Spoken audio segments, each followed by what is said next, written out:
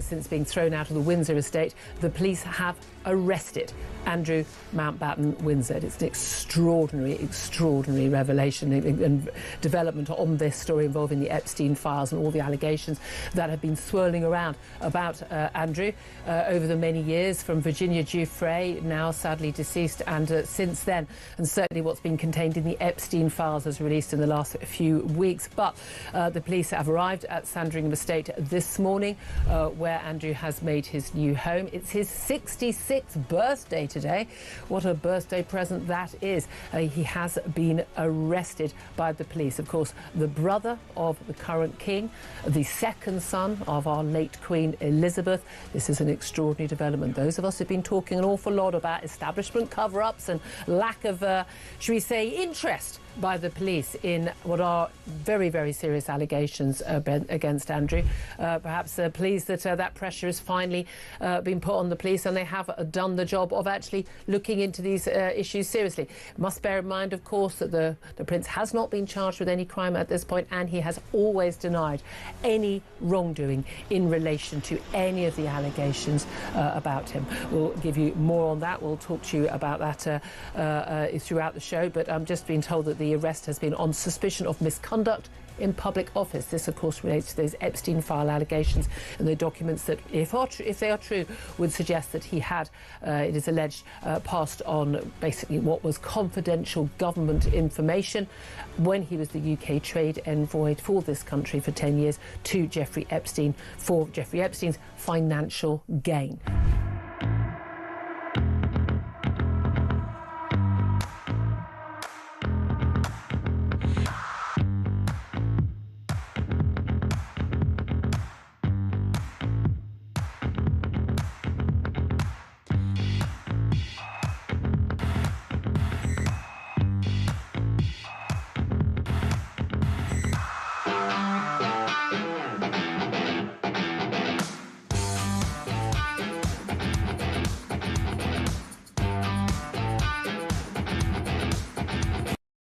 Across the UK, on DAB+,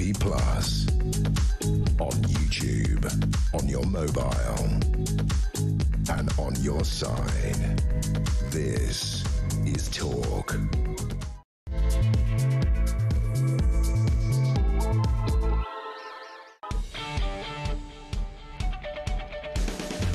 Hey, very good morning to you. Just gone 6 o'clock. We are live across the United Kingdom. Back after one day doing my passable impression of Florence Nightingale and Mrs. Hinch. My daughter, thank you for your messages, is on the mend, which is great. And thank you to the legend that is Ian Collins, who sat in manfully yesterday, including that excellent bit with the Bishop, who I personally would have bashed. But that's another story altogether. It's just gone 6 o'clock. It's Thursday morning. The sun is up. And ladies and gentlemen, yesterday morning, the paper reviewer, Charlie Rowley, failed to turn up. He was mortified. He overslept. The team were sympathetic. So I rang him and said, Charlie, make amends. Good morning, Charlie Rowley. Good morning. I'm here, Jeremy. Let's tell him the truth. My daughter wasn't sick and he wasn't overslept. We went to some bender in Newcastle, didn't get back, did we? Well, I think the only party I'm responsible for is the search party. I think that took place. We've all done it, but thank you for stepping manfully into the beach today. You take 5. Listen, team, wherever you are, Alarm Clock Brits, you're welcome to the show as ever. We need and want your involvement, your news, your views on the news of the day. And I make no apology for this. I hate starting with Starmer. Another U-turn. Have we got, like, we've got, like, the migrant tracker. Should we not get, like, a U-turn? U-turn number 16 incoming. And there's a reason I want to start with this today. You might have heard Ange on Tuesday night making a big thing about how Labour needs to change direction, get back to what it's all about, working people and, caring about unions and all that, supported actually overnight by Andy Burnham. It's interesting. Looks like Starmer is going to water down his plans to increase the time it takes for migrants already in the UK to qualify for permanent settlement. She says that's un-British. She says we should be more sympathetic to migrants. Really?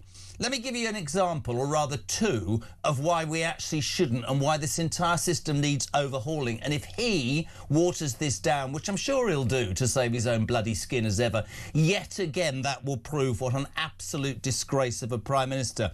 Couple of stories. A migrant criminal has won his right to stay in Britain. We did this story a year ago. I jest not he's been allowed to stay in England because, and I quote, he said his son disliked foreign chicken nuggets. I'm not making it up. A judge this week has said, I understand it will be very traumatising for your son to have chicken nuggets in a different country. You can stay. People think I'm making this crap up. I'm not. Also, a failed deportation attempt due to the right for family life.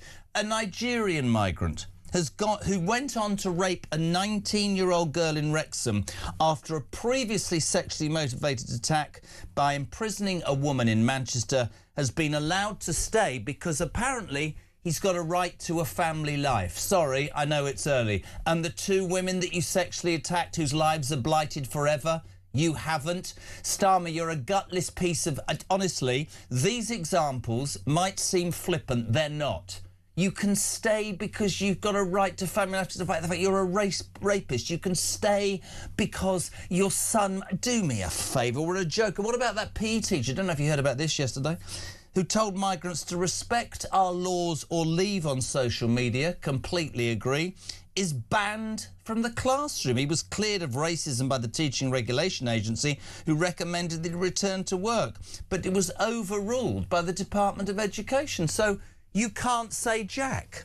There's nobody in the world listening to this right now who surely thinks it's right that a person who says, I've raped somebody but I have a right to family life should stay in the UK. Keir Starmer, let me tell you something, mate.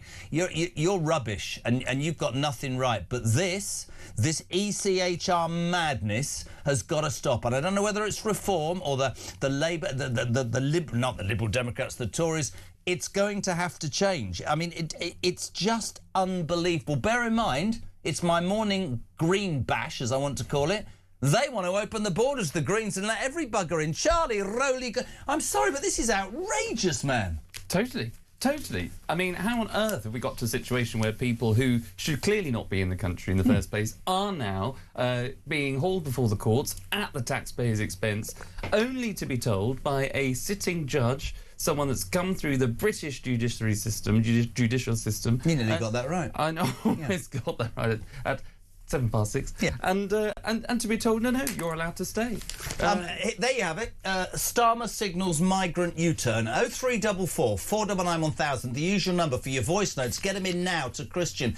Your calls and also your text 87222. But really, in all essence, again, for alarm clock Brits, for people out there now doing their business, thinking, sorry, you can rape somebody and stay in my country. I wouldn't be sending them to court and wasting the money. I'd be deporting them straight away. Why do we not do this? Because for far too long, we've had a system where there is a focus on either a right to family life or the right to remain in the UK because it's against somebody's human rights. But hold on a second. I know I should have come in here all nice and calm, but I can't. A right to family life from a man who raped a girl. And what right has she got? How is her family life not decimated forever? Yeah, and it is. Of course it is. And that's why there is so much frustration pent up in this country, where the law always seems to be, more often than not, the stories that we read day in, day out, it's on the side of the perpetrator, not the victim. Yeah. We don't have a judicial system, in my view, and I think a lot of people's view, where the police are on the side of the victim. They're always, are not going after the victims in the first place. They're going after people that have tweeted some hurty words. They're not actually going after hard and fast criminals. And then when you get to a point of a conviction or a criminal that is hauled before the courts, they are let off because of a piece of law that either hasn't been amended or updated, and judges just don't want to do it. Two things from this. A&1, the ECHR needs to be thrown out of the legality of our system in a heartbeat. And I am sick to death of hearing. I mean, I was talking to Nigel about this some time ago, and he was going, yeah, but we're going to do this. Some people were saying, but how are you going to get through it? Well, you have to have some will. But more than this, think about what Calamity Lammy is trying to bring in. Calamity Lammy is trying to end jury trials, right? Which means that idiots like these judges who will allow somebody to say because their son doesn't like chicken nuggets. No, you're smiling. Those bloody judges, how are they going to be in terms of general court cases if they're this warped when it comes to what, to anybody else, mate, would be complete common sense? No, you raped a girl, go or be incarcerated. No, you're 100% right, and there's no getting away from it. This has been the biggest shake-up of our courts and judicial system for since it's been created, actually, for about 350 years. And what we're going to see now is ministers trying to... It's cutting corners, Jeremy. That's all it is. Yeah. There is a backlog in our justice system. There are too many people that are waiting to have their day in court who are victims of rape and sexual abuse. The answer to that is not to all of a sudden abolish jury trials for people who actually need them, where you're tried by your peers. That is a British institutional tradition that we have in our country, and rightly so, because it's worked and it's been replicated across the world. Get rid of that. You get rid of justice in this country, and it's cutting corners just to bring down the backlog. Well, you don't do that by cutting jury trials. You sit longer. You have longer sitting trials. You open up council offices where they're not sitting at a weekend. Yeah. You actually might make lawyers, dare I say it, handsomely paid lawyers, work a bit longer than 10 till 4, which are the normal court sitting times. They can go on a bit longer. Judges might be able, I'm sure they can, sit a bit longer in the day and do a couple more hours work like the rest of us. That's the way you get rid of the backlog. It is not cutting corners. It is not cutting justice for people that want to and demand and have a right to a jury trial. Just say to you, alarm clock Brits this morning, right? 0344 499 1000 87222. Look, Tim, I wouldn't agree with everything, Tim. He says our legal system is disgusting. Time to bring back the rope. I agree with half of that and not the other half. But here's the truth, right? Anybody with a brain cell is going to look at this and go, right, so there's an antiquated law called the ECHR that 70 years ago was instigated because it gave people rights. At that time, the world has changed. There are people who shouldn't be in this country coming to this country and actually being treated better, but now forget the economic better life they get. You can stay here having, I'm going to say this all morning, you can rape a girl of 19 in Wrexham and be allowed by a judge who frankly shouldn't even have the damn job to stay due to your right for family life. That judge should be struck off. It doesn't... Can anybody tell me that's listening this morning whether that makes any sense to anybody? Because it can't do. That's where we're becoming embarrassing. Have you got that clip by Snowden yet? This is unbelievable. Have you got it? So yesterday, we had Prime Minister's question time in between cleaning the house and being Mother Teresa, right? I have to say, there was a Tory MP called Andrew Snowden. He absolutely eviscerated Starmer. And the reason I want to play it now is, it doesn't matter whether you ask Starmer about the ECHR, about Lord Mandelson, about Lord Ali, about anything, he won't damn well answer a question. This was one of the finest performances I've seen in a long time. Take it away, Andrew Snowden. Every week the Prime Minister comes here and reads out this pre-scripted nonsense that bears no resemblance to the questions he's actually asked him about Peter Mandelson and he answered about the war in Iran. The Leader of the Opposition asked him about Mandelson again and he answered with an attack on the Shadow Justice Secretary. He was asked about Mandelson again and talked about protests in London. What is he scared of? What is he hiding? For a man who has spent years presenting himself as a forensic investigator, he has certainly had a blind spot to the details for this convicted paedophile with a friend in high Labour places.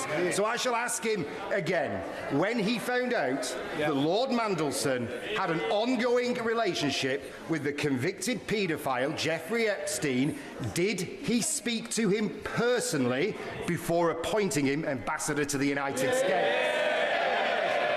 Mr. Speaker, we've set out the process. It is being put before the House. But I know why they don't want to.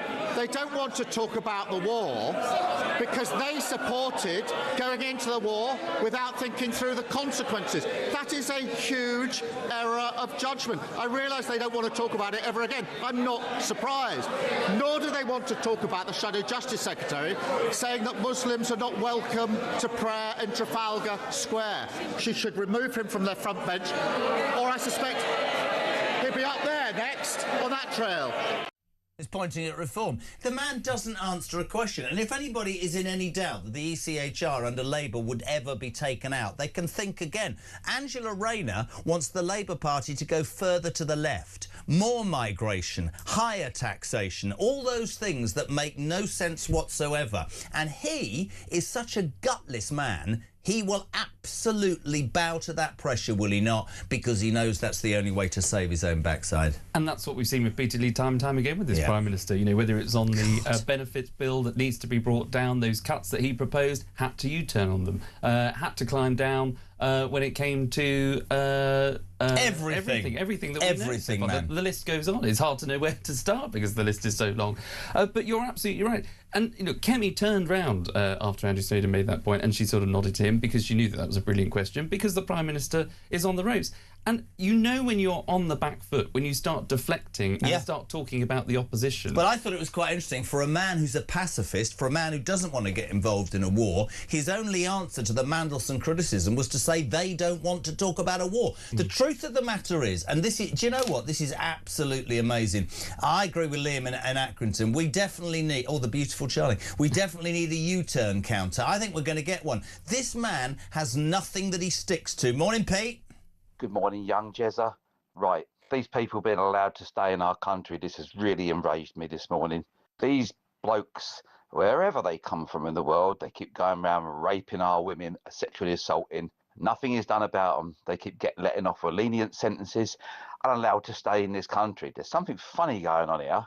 Anyone that does anything like that to a woman, they should, by law, be chemically castrated. I used to say that, and then somebody once told me that it then turns into violence. But irrespective of whether we have that debate, the truth is this: if you are going to allow people to stay in this country, irrespective of the economic migrants who are screwing us, if you're going to allow people who are a danger to our women to stay in this country because they say, oh, we found this loophole in a law that was set up 70 years ago, which basically goes past anything that's common sense and allows... It's absolutely outrageous. And this man, let me tell you, this man will do anything to look after his own self. That's the frightening thing about Keir Starmer. I've said it repeatedly on this show. I don't care if I disagree with everything he stands for. But to tell you something here and now, I would really expect him to be able to look at that and go, that is fundamentally wrong. He's got a daughter. I'm sorry, I'm going to do it. I don't give a toss. A 19-year-old girl in Wrexham, right, raped, and the migrant gets to stay. What would Starmer say, or one of his crony front bench, if it was one of their kids? What would he say then? Would he still say, yeah, we need to keep the ECHR because, you know, it's really important, international law and people's human rights? No human rights of that girl, Charlie. It enrages me. Absolutely. And everybody will be in total agreement with you, and rightly so, because it is completely outrageous. But all it takes is a letter from the Justice Secretary to the judges, His Majesty's judges, to say, this is how you should be interpreting the law, OK? There's none of this niceties around these particular cases. But you say about interpreting, why doesn't their brain tell them that allowing a rapist to stay is basically fundamentally abhorrently wrong? For the same reason that that letter hasn't been sent by this Labour government, for the same reason why we've got a bunch of left-wing lawyers that are running the country, that will sit round the cabinet table, that will debate all of the points of law and debate all the intricacies of, is that the right thing to do? Is that complying with the ECHR? Is that going to upset our EU allies? Is this going to be something that gets brought before the international court, criminal courts? All of this goes on. It wastes an awful amount of time, and it's not actually having anybody with the foresight or just the political acumen. What about the bravery to stand up for what's right and what's wrong? And the common sense to say that is fundamentally wrong. This person has committed a vile, abhorrent crime. They should not be in this country. They should be on the first plane out. And that's the end of it. And also, is it not right to say, Christian, let me know this, but I would have thought that the two things that any government was supposed to do was A, protect its people, and B, protect the nation. Defence-wise, he won't do anything. And we're talking about people. We're talking about citizens of this country, this girl who got raped by a guy who now has a right to stay here. Lee, good morning. Morning, Jezza. Lee from Scarborough in his van, veteran. I've been to the petrol station, filled my van up with diesel. Virtually, what's it gone up, 25 pence? And then my heating oil, that's gone up as well. And do you know what, Jezza? I get no relief on my heating oil because I don't qualify, because I work, and I've always worked. These migrants coming in here, getting softer, we need to get harder. and fight hard against this. This Starmer, it's just getting worse and worse. Good show, Jezzy. Keep it up. Thank you, my friend. 0344 499 1000. Morning to Dave in Aberdeen. Jez, Starmer is like Basil Fawlty. Don't mention Mandelson. I couldn't agree more. Reg Gardner, I think I've annoyed him. He said it's becoming the Keir Starmer show again, Jez, isn't it? It just enrages me, Reg, that people live their lives. Alarm clock Brits go to work. People live within the confines of the law. And you can come to this country illegally, rape a woman and stay because some idiot judge thinks that there's a law that... It doesn't make any sense to me. Lee's in Market Harborough. This latest U-turn gives us an insight, Jez, into the hell that Rayner is willing to unleash on this country. None of this will end well. Morning, Jez. Those stories just make me think, what's the point in living within the law in the UK? I spend over $3,000 a year to travel to work and buy my food, but see others push through barriers, steal food, and then the courts do bugger all. What a country. Sean in Gloucester. Morning, JK. Bloody furious again. Keith Starlin is as weak as anything, and Rayner needs to wind her neck in and pay her extra tax before she starts preaching to us all, which is sort of understandable, right? Totally, totally. You can't have one rule for one and one rule for the rest of us, and that's where we are. But look, just put it this way. You know, you've got a left-wing Labour government that are more prepared to talk about the minorities and to talk about this issue. So, you know, these migrants, they've had a terrible life. So they've gone on to commit these crimes, but we'll put that to one side because their rights come first. That is totally... They've had a terrible life, which means they rape a girl and get away with it. That would be the view of the left. And I say that, and I don't say that lightly, because you can take any other aspect of our life. So if there is a minority group of people in our educational system who are underperforming, you target that group, you make things better. If there is a minority outbreak of some meningitis, for example, you target that community, you sort it out. When it comes to Pakistani rape gangs in this country, you target that minority of people that are committing over and above a proportion of crime per head population. Absolutely. There is clearly an issue within that community. You go in, you sort it out. But what has happened under this government? They've decided to say, oh no, the majority of crimes, sexual violence, crimes of sexual violence against women and girls are committed by white men. So therefore, we're racist when we talk about the Pakistani grooming gangs. We must. I'll nail this. I had a stand-up argument with a woman the other day. I won't name her because I'll get angry, right? Oh, all you do is use migrants as an example for them raping girls. I don't care the colour of your skin or your religion. If you rape a young girl, you do not, in my world, deserve liberty. If you are here illegally, you do not deserve to stay. It is as simple as that. I tell the story the whole time about the guy, the police officer in Doncaster, who said to me, we did go gently for 8 years just because we didn't want to upset certain minorities. That is not how the law should work. And the law has become a joke. If you can find anything that says, yeah, I know you raped a girl, but you deserve a family life. It's enraging us this morning on The Breakfast Show. Morning, Ian. Morning, Jezza. Charlie, Ian from Unferth. Glad to hear you back, Jezza. I hope everything's on the mend. Going back to this judicial circus that we've got in this country at the moment, I've said it before and I'll say it again. If you violate somebody else's human rights, then you cannot go into a court of law and plead for your own. Personally, have them rounded up and shipped back to wherever they came from, where this behaviour is obviously tolerated and accepted. I don't want them here anymore. Just round them up and ship them out.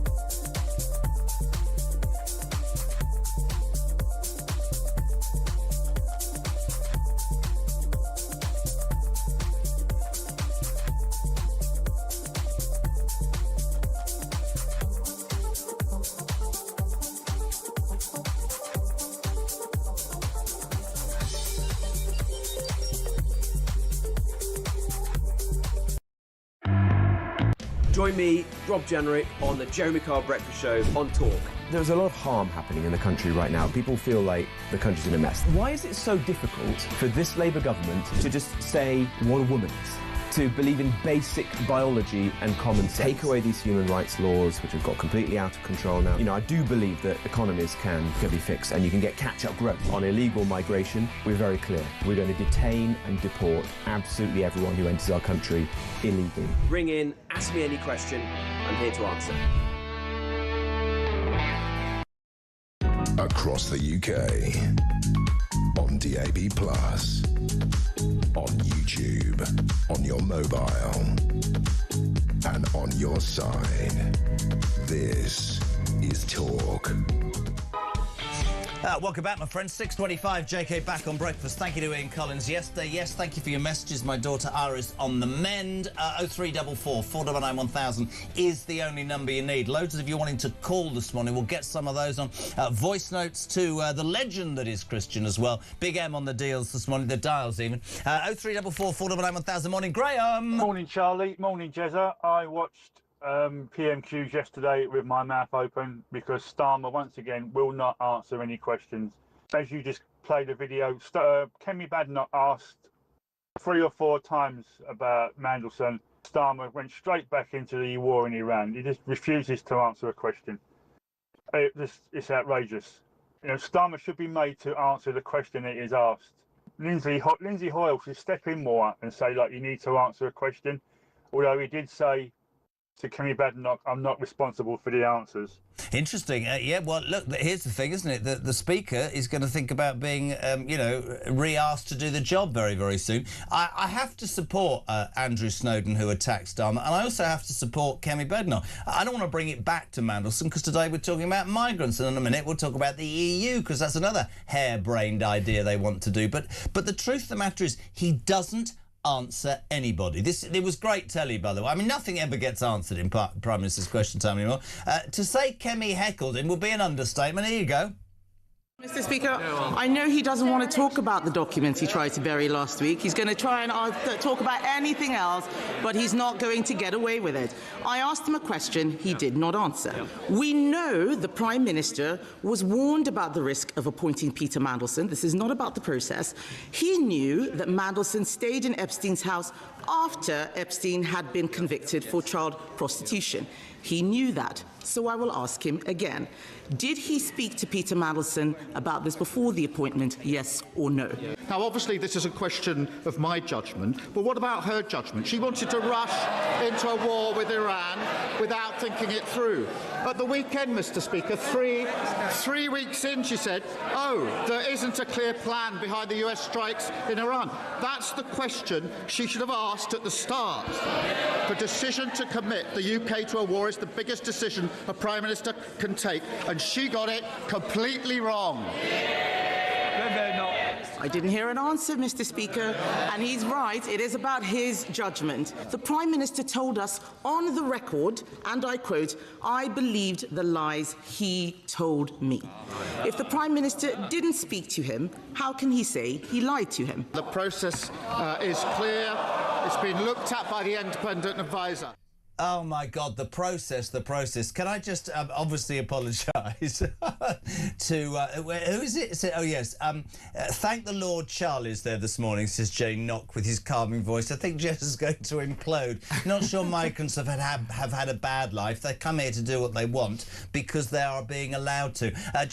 Prime Minister's Question Time. But overall, just as a view of Keir Starmer, I mean, look at him. I don't know if you're watching on YouTube or just listening. He looks completely skewered. And I genuinely believe that this story this morning, that another U-turn is about to happen because, I mean, I don't think the Labour Party have done anything about the migration problem in this country. I don't think they have any intention of doing anything. But the fact that Rayner's come out and said, you know, it's un-British and we need to let everybody in and calm down, and the left have gone, oh, Anne, she's back, she's brilliant, means he'll water it down. And we keep going back to these stories. If you are waking up at 6:30, I do not with any joy make this up, but on the day that we hear that Keir Starmer's probably going to water down the immigration rules, 2 stories for you. A migrant criminal has won his right to stay in Britain after fighting deportation. We did this story months ago by arguing his son disliked foreign chicken nuggets. Do you think I'm making this crap up? I'm not.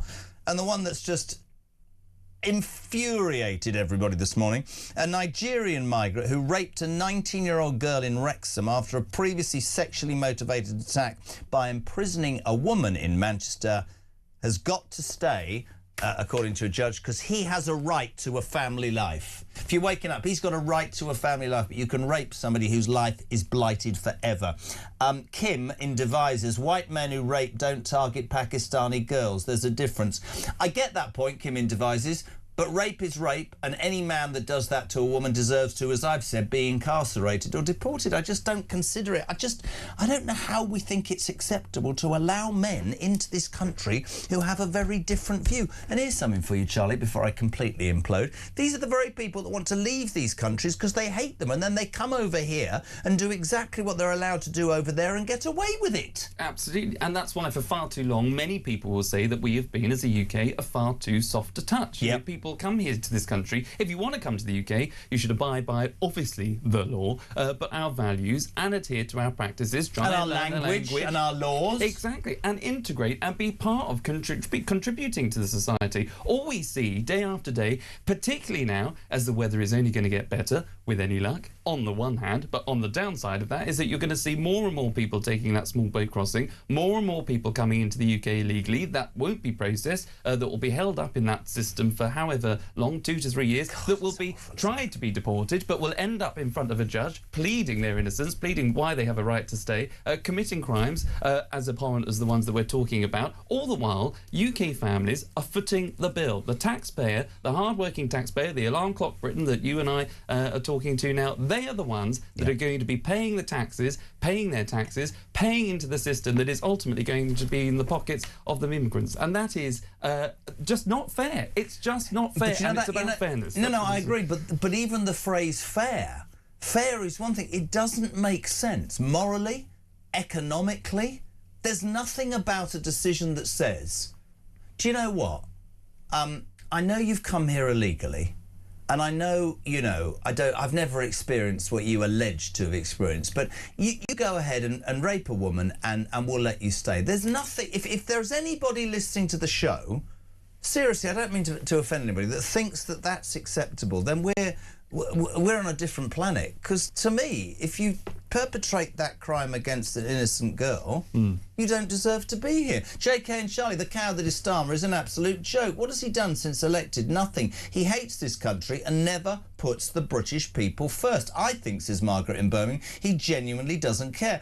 Andy's from Liverpool. To more, what? The more this Labour Party carries on with the destruction of this country and its betrayal, the better, because all it's going to do is make more and more people hate the Labour Party. Andy, that might be the case. I don't think there's any comeback for them. That was me kicking my bag. But I do think this. I fear, if they are in for another 3 years, just how bad this is going to be. Morning to Mary in Canterbury. I can't understand what my country has come to. We put criminals before victims. I saw my mum beaten by her partner in the 70s and the police did nothing as men were allowed to do it. I thought we moved on from women being abused by men, but no, we seem to have gone back to the dark ages. Good morning to Diane in Bedfordshire. Jez, let's not forget the rapist who is being allowed to stay here will also be given all the benefits, health, housing, universal credit. It is sickening. Love the show. She's right. Absolutely, absolutely. And what does that say again to the people that are working hard, playing by the rules, doing the right thing day after day, wanting to try and work hard, working 2 or 3 jobs maybe just to make ends meet when we have a cost of living crisis. But that's the one half of us as a society, UK Brits. On the other hand, you've got people that do come into the country illegally that do get their health care, that get their dental care, that do get put up in those hotels at the cost, again, of the UK taxpayer. People want it to end. And this is why, this government has just got to get a grip. They're not going to. Well, because I fear, and I don't want to get into a mass discussion about the other day, but I wasn't here, and there were all those Muslims celebrating the end of Ramadan in Trafalgar Square, and one has to tread slightly carefully. But I do believe we are getting to a point in this country where fairness and where people, the indigenous population, feel they are, whether that's in terms of social services, in terms of the judiciary, in terms of the police, in terms of almost everything, hard-working Brits, who are not racist, by the way, or far right, because many people, including the guy that got me in here this morning, is a friend of mine for years, Ben, came to this country, works hard, set up a business, pays tax. He is more appalled about people who come here illegally and commit crime and sponge off our system than you and me. And that's the truth, right? This country has been built absolutely on British values and has also welcomed people over the years who have come and, as you quite rightly said, embraced our culture, learnt our language, been part of our society. But if we are really now at a point where we are saying, you know what, you can come here, you can screw the system, you can commit crime, and we have a fabric now that will make excuses for your behaviour, that to me is really worrying. And for all the people who would say to me, well, that's a bit extreme, I don't understand how that's extreme. Please, if you think it's extreme, morning, Phil. What does he think? Hey, Jezza. About the migrant that has a right to a family life, I'd give the migrant an option. I'd say, look, pal, you've got two choices. You either go home voluntarily or you stay here, and every Friday we put you in a locked cell with your victim's dad, brothers, uncles, etc., etc. And we don't let any of you out for an hour. And that happens every Friday. Your choice, pal.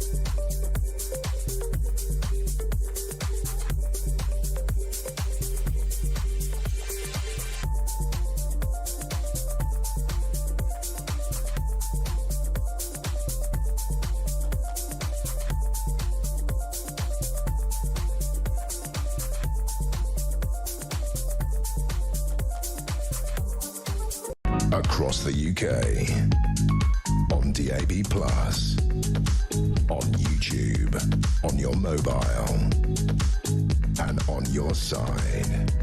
This is Talk. Morning, my friends. 23 minutes to 7 o'clock. You would talk breakfast. It's the home of common sense and the home of the alarm clock Britain, the home of Charlie Rowley, back after an enforced problem yesterday. I was off because my daughter was sick. You were a no-show. I was just off. I was just off. Should we just tell the truth? You don't like Ian Collins, do you? He hates him. He didn't want to be in the same room as him. I heard he was. Can I just tell you something that I want to say about my mate? Probably one of the most consummate broadcasters you could meet in your life. He's a top man, Collins. Jez, Charlie, in any other country, for example, the US, Australia, etc., you cannot enter with a criminal record. In the UK, it's almost becoming compulsory. Morning, Jez. Tony Blair changed Prime Minister's question times from twice a week to one. I think Starmer could do Prime Minister questions every day and would still avoid the question. And wherever possible, pull the Reform Party into the debate. Quite right, Keith. This is interesting from John in Lincolnshire. You're a political nerd. He said, I reckon the opposition should all refuse to attend Prime Minister's questions en masse because it's completely pointless, and the sight of a mass walkout every time he appears in the House will surely force action on this clown. Has that ever happened? It hasn't happened in PMQs, but it has. I think the SNP group of SNP MPs walked out at one stage to stage a bit of a protest, which didn't go down particularly well because it was the SNP. They're not a majority party at all. But it's a fair point. If people just stop turning up because they know that it's a complete waste of time, because the Prime Minister won't answer a direct question, he will deflect onto anyone else, including the shadow cabinet, because he can't answer a simple question about his relationship or the questions that he put to Peter Mandelson, who he says Peter Mandelson lied to him. So he obviously asked these questions. Absolutely love what Kemi said. You said you haven't spoken to, but you said he lied to you. So how do you know he lied to you if you didn't talk to him? And this is a lawyer. This is a guy that didn't see that sort of, it's not even a trap. He didn't even see those kinds of questions coming at him and wasn't able to answer them. Morning, Jezza and Chaz. Oh, well. Starmer is a weak, spineless, slippery snake that's trying to save his own skin. Nathan from Perth in Scotland, not Wales, as Charlie thinks. South Wales, I think I recovered. New South Wales from Australia. Phil, welcome back, JK. I'm in Coventry. I keep saying it. Starmer and Labour are traitors, out-and-out anti-British traitors. I've had enough of this rubbish. How on earth can a British government put foreigners ahead of its own people? And just quickly, Tim in Suffolk, what the courts, Starmer and the judiciary need to remember is they don't... See, I don't agree with this, but I'm gonna read this because this is important. What the courts, Starmer and the judiciary need to remember, Jez, if they don't deal with these crimes properly, the worrying thing for me is I believe certain citizens are going to take to the streets and will. I'm not condoning that in any way, but there is a huge, huge amount of frustration. And if you are waking up, the main news story is we're looking at another U-turn from Keir Starmer because of criticism from Angela Rayner, who said the current Labour government's approach to migration is un-British. She thinks we should let more people in and give them more. Starmer will probably bow to her and Burnham because he's in an incredibly difficult position. We've given you 2 examples this morning of why our current system is madness and how the ECHR should be thrown out the window. A migrant got to stay in Britain because his son didn't like chicken nuggets. This has been verified this week. And the other one, disgusting. Nigerian migrant rapes this 19-year-old girl in Wrexham, having also been done for sexual harassment in Manchester. But he's allowed to stay, according to a judge, because, and I quote, he has a right to family life. At 20 to 7, I thought we could maybe talk about something that would calm people down, but this is going to wind them up even more.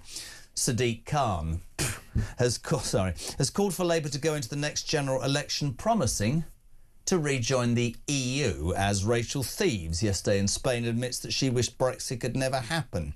Hypno-tits, of course, Zach Polanski also says Britain should rejoin the European Union if the Greens win. So it's clear, is it not?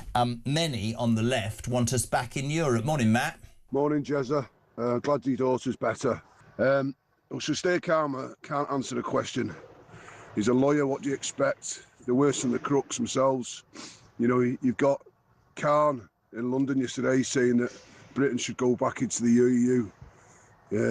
You've got Angela Rayner saying we should go back into the EU. You know what's coming next, don't you? This Labour government are going to put us back in the EU by the back door just so they can get rid of all their excuses of why they've run the country down to the ground. Great show, Jez. Speak to you soon. I'm slightly worried about asking this question, but how are they going to do that by the back door, Charlie? Well, they are going to try every which way to have the UK close aligned with the EU through trade, through taking us into things like the Erasmus scheme, taking us back into all kinds of things that we pulled out of, because we were a net contributor to the EU. We funded parts of those projects. We contributed intelligence to some of the security stuff. We've pulled out to become more safer, more secure, more independent, where we weren't getting a fair deal and where we could try and work out a relationship where we can actually prosper and thrive outside. The idea... well, first of all, I actually applaud these politicians to a degree, because at least we're now seeing some politics. You know, we're now seeing what we all knew was the truth. We're seeing the true colours. And there is now a dividing line. Thank goodness. I mean, and there was in the first place because of all the U-turns. You can't, carry on to you don't know what the truth is, do you? But at least we now know, at the next general election, the Labour Party and the Greens will want the UK to rejoin the EU, and they'll want us to go in where we contribute even more than we did before, and where we were we will become more of a rule taker than what we were before, with no say over those rules or regulations. With a view to what? Because I wasn't on air at this station when it came to pass about the EU, and I know people are really strong, but this is how I saw it, and this is what I'd love you to explain to me. I thought that as an island that seemed to be controlled by Europe in terms of laws and finances, that we should stand alone and prove to the world that British business, the things that we make, the skills that we've got, were okay enough, strong enough to survive in the world. That hasn't materialised. I would suspect that the Labour government could be accused of making it so difficult for businesses to flourish with all of the NI increases and workers' rights that they've brought in, which is why business hasn't flourished, and of course recessions, etc., etc. But are you seriously telling me that they're, I mean, of course they're stupid. Look at what we've talked about already. They're going to go against a majority of British people at the next election. Here's a question for you. A lot of people, when they criticise me on this, say, yeah, but if you had a referendum today, 80% of the country would say rejoin the EU. I don't agree with that, do you? No, I don't. And I think, look, you know, it's 10 years on this year when we first had that Brexit vote. And, you know... Let's look at the hypocrisy of the Labour Party and Keir Starmer. He wanted a second referendum. You know, he wanted what he called a people's vote. Well, excuse me, the people had just voted. How many referendums do you have? Deal with the answer. Deal with it. Exactly. And you had the left, you had the Labour Party, you had civil servants that obviously wanted to stay in the EU, were frustrated the process. That's why it took so long. And I think there were obviously political divisions within the Conservative Party as to why people didn't get the Brexit that people wanted, or it wasn't done soon enough. Because Johnson didn't have the balls enough to do it in the end. That's the truth. Exactly, but the idea now that people would want to rejoin, as I say, a EU, a union where we will be more of a rule taker, we'll have to pay more. And what really frustrates me actually is I voted Remain. You might be surprised to know, you might not be, but you voted Remain. I voted to Remain. I think I was dubbed one of those reluctant Remainers, but I was working for the Conservative Party at the time. We just won a general election in 2015. I didn't want to rock the boat. Is this taxi here? Yeah. He won't turn up on time for it. No, I don't care. Everybody's got a right, but at least you're arguing it with me. But these people don't do it because they believe in it. But I understood the people voted, and you move on with it. That is called democracy. But also, what I can't understand now is I can't believe anybody would vote to rejoin an organisation where, as I say, we would have to end up paying more and more of a rule taker. But the biggest frustration, what I currently find, is that this government, it talks us down as a UK, as if all the Brexit problems are down to the UK. Absolutely right. It absolutely is not. We pay the French 700 million quid to try and help stop the boats. What do? Diddly squat. Do you know what I love about you? 45 minutes in from this calming voice, you're as angry as me now, aren't you? I love it. You're infectious. I certainly am not. I've been using the cream. What are you talking about? Listen, Jess and Charlie on Breakfast, on Talk, the home of common sense, and, of course, the home of the alarm clock break. You're waking up to the crazy news that Starmer's going to be even more lenient on migrants. You're waking up to the news that a PE teacher who told migrants to respect our laws or leave on social media has been thrown out of his or her job. And then we find the truth. Sadiq Khan, Zach Polansky, Rachel Reeves. They think Labour or the Greens should rejoin the EU. Thoughts on that, my friends? 0344 499 1000. Morning, Laura. How are you? Jeremy, Laura in Wiltshire. Yet more terrible news. Surely one of the things we could try and do is name and shame these idiot, moronic, misguided judges who are making these appalling decisions. Let's get their names out on social media so that they are publicly embarrassed by their terrible decisions. They don't have to make these decisions. They choose to.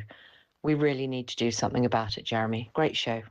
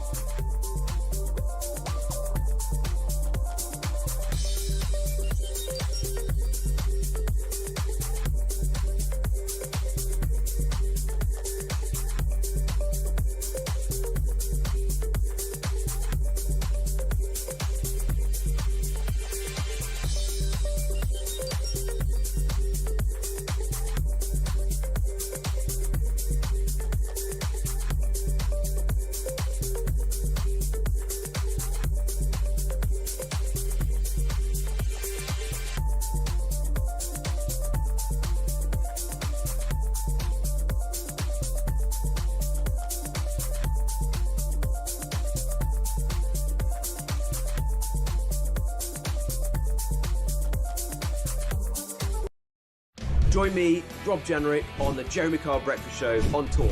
There's a lot of harm happening in the country right now. People feel like the country's in a mess. Why is it so difficult for this Labour government to just say what a woman is? to believe in basic biology and common sense. Take away these human rights laws, which have got completely out of control now. You know, I do believe that economies can be fixed and you can get catch-up growth. On illegal migration, we're very clear. We're going to detain and deport absolutely everyone who enters our country illegally. Ring in, ask me any question.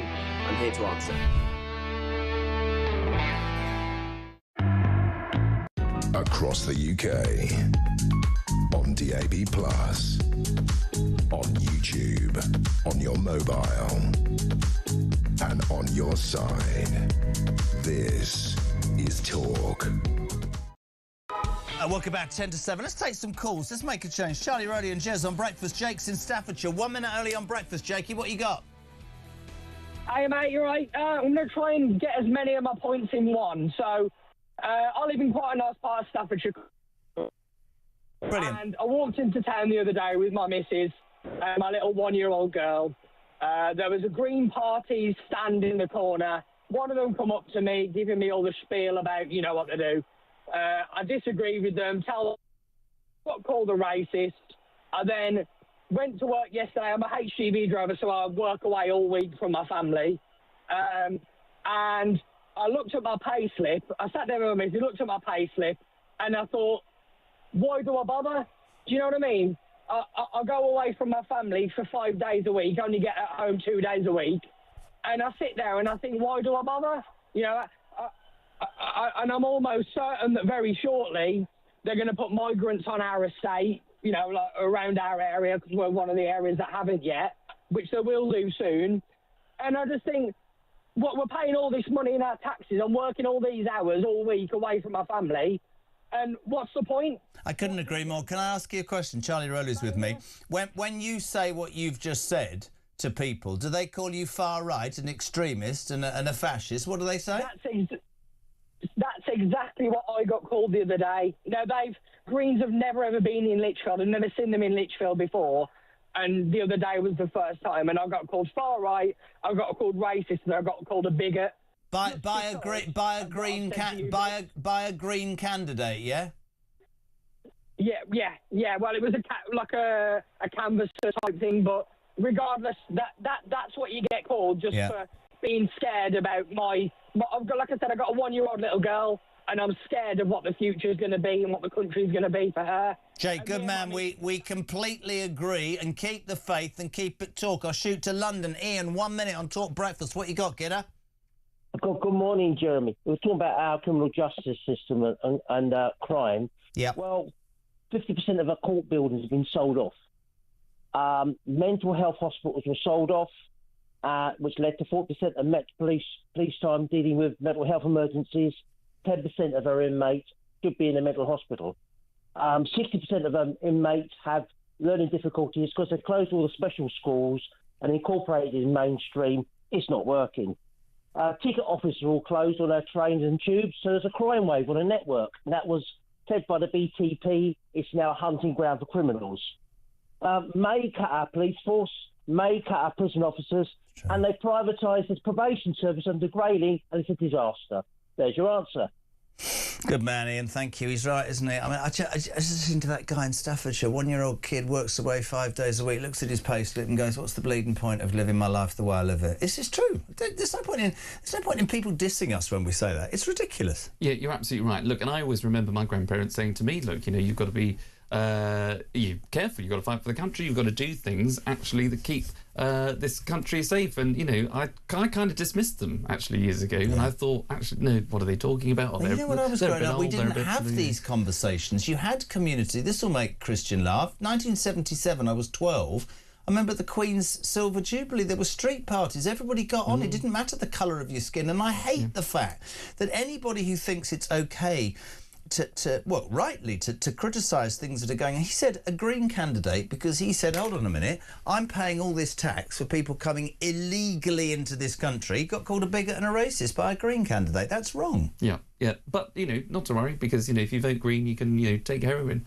Well, you could take heroin and no mention of saving the trees. No, but does any person in the Green Party ever mention anything environmental? By the way, can I just tip my... No, I don't know what I'm trying to say. After 8 o'clock this morning, we're bringing it forward an hour early. Ring Robert Jenrick, Shadow Chancellor of the Exchequer in terms of the Reform Party. Number 2, many would say to Nigel, but that's beside the point. He's here answering your questions. Ring Robert Jenrick, 8 till 9, here on Talk. You can ring the usual number and text 87222. We've talked about the EU. Patently, Labour want to rejoin that. We've talked about the ECHR. Patently, they don't want to leave that. In fact, they're going to go the other way. Anything else? What I mean, I'm sort of at the front page of the Sun. I don't really want to do it, to be honest with you. Well, yes. Gary Glitter.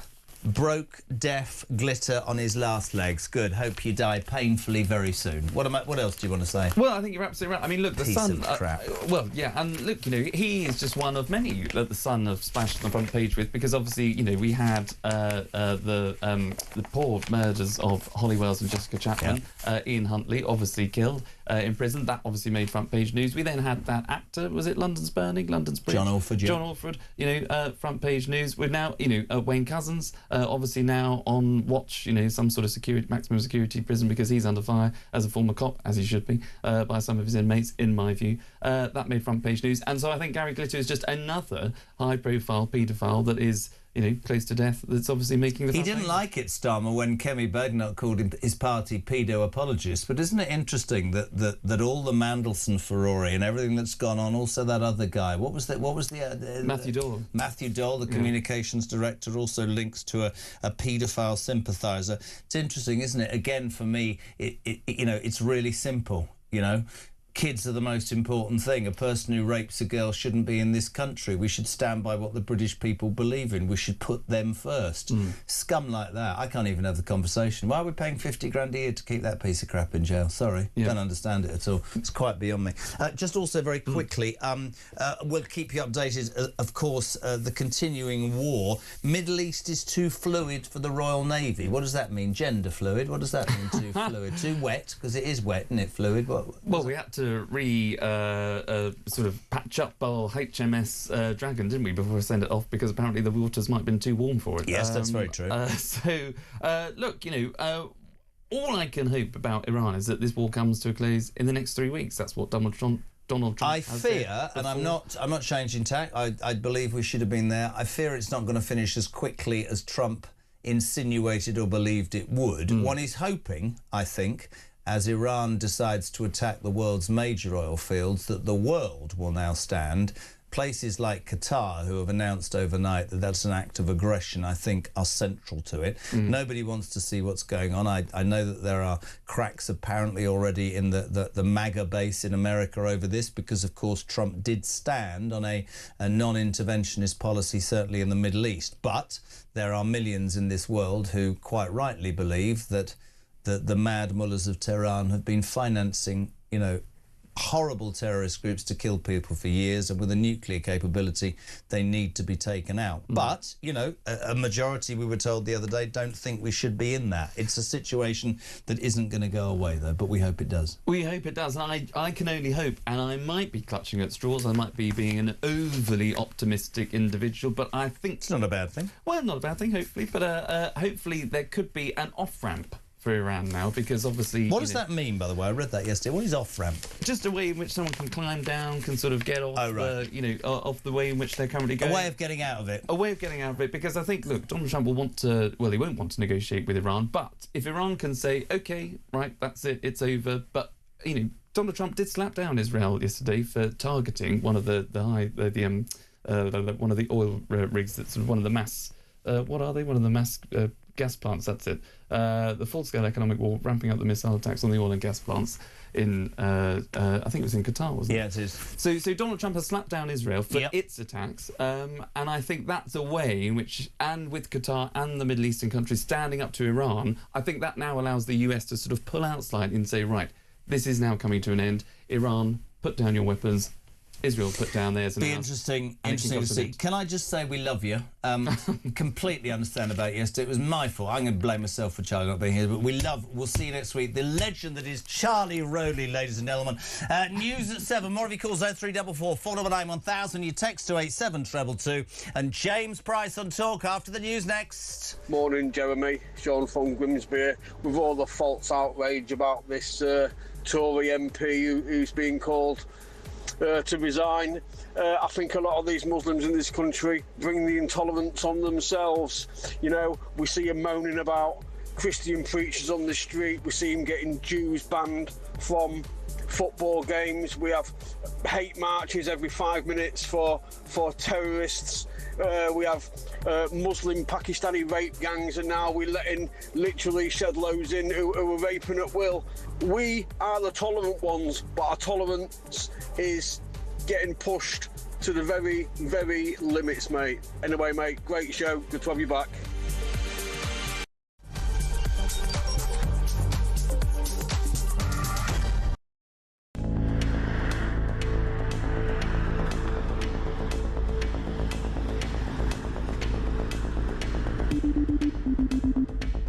Fancy returning to the front line as Foreign Secretary? I am going to return. I am going to return. To the people from whence I came. Hello, I'm Peter Mandelson, and I'm proud to serve as His Majesty's British Ambassador to the United States of America. I feel a tremendous sense, a profound sense of sympathy for those people, those women who suffered as a result of his behaviour and his illegal criminal activities. And secondly, I regret very, very deeply indeed carrying on that association with him for far longer than I should have done. The Ambassador has repeatedly expressed his deep regret for his association with him. He's right to do so. I have confidence in him, and he's playing an important role in the UK-US relationship. Mandy's out 4 decades and 3 scandals, or 3 that we know about. Guess what? Number 10 knew all about it. They knew that he lived in Jeffrey Epstein's flat. Mandelson resigned from the Labour Party late last night over the allegations of $75,000 set of payments to him from Epstein while he was business secretary, $10,000 to his now husband, a photo of him in his pants. This isn't just bad form. There are strong arguments here for him to be facing investigation over misconduct in public office. I knew of his association with Epstein, but had I known then what I know now, I'd have never appointed him. Breaking news that Lord Mandelson, Peter Mandelson, has now been arrested. So Mandy and Andy have now both had their collars felt. This is the establishment, the British establishment on trial. Came to us around about 5 o'clock when we learned that we saw footage of Peter Mandelson being led out of his London home in very exclusive Regent's Park by 3 coppers. Now we have all these allegations, we have all the documentation related to those allegations, which Downing Street is being forced to put out. The first tranche of it will be early next month.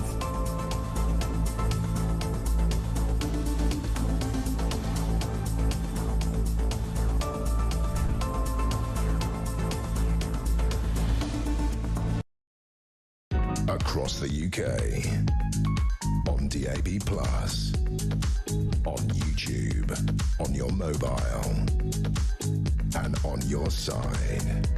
This is Talk.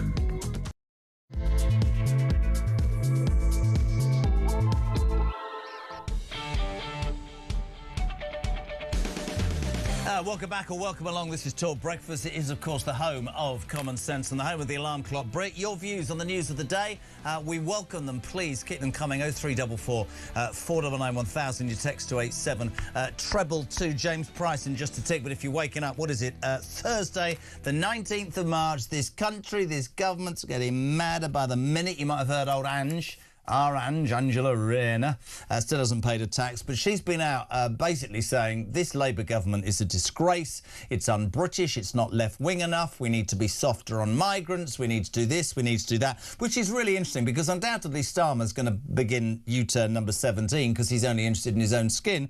I've just got 2 examples for you this morning, genuine examples of why we should be stronger on migrants, why the ECHR needs abolishing and why judges should know in any way be on their own without a jury. David Lammy, a migrant criminal, has eventually run his right to stay in Britain after fighting deportation with a human rights lawyer, and he successfully argued, and I'm not winding you up, that his son disliked foreign chicken nuggets.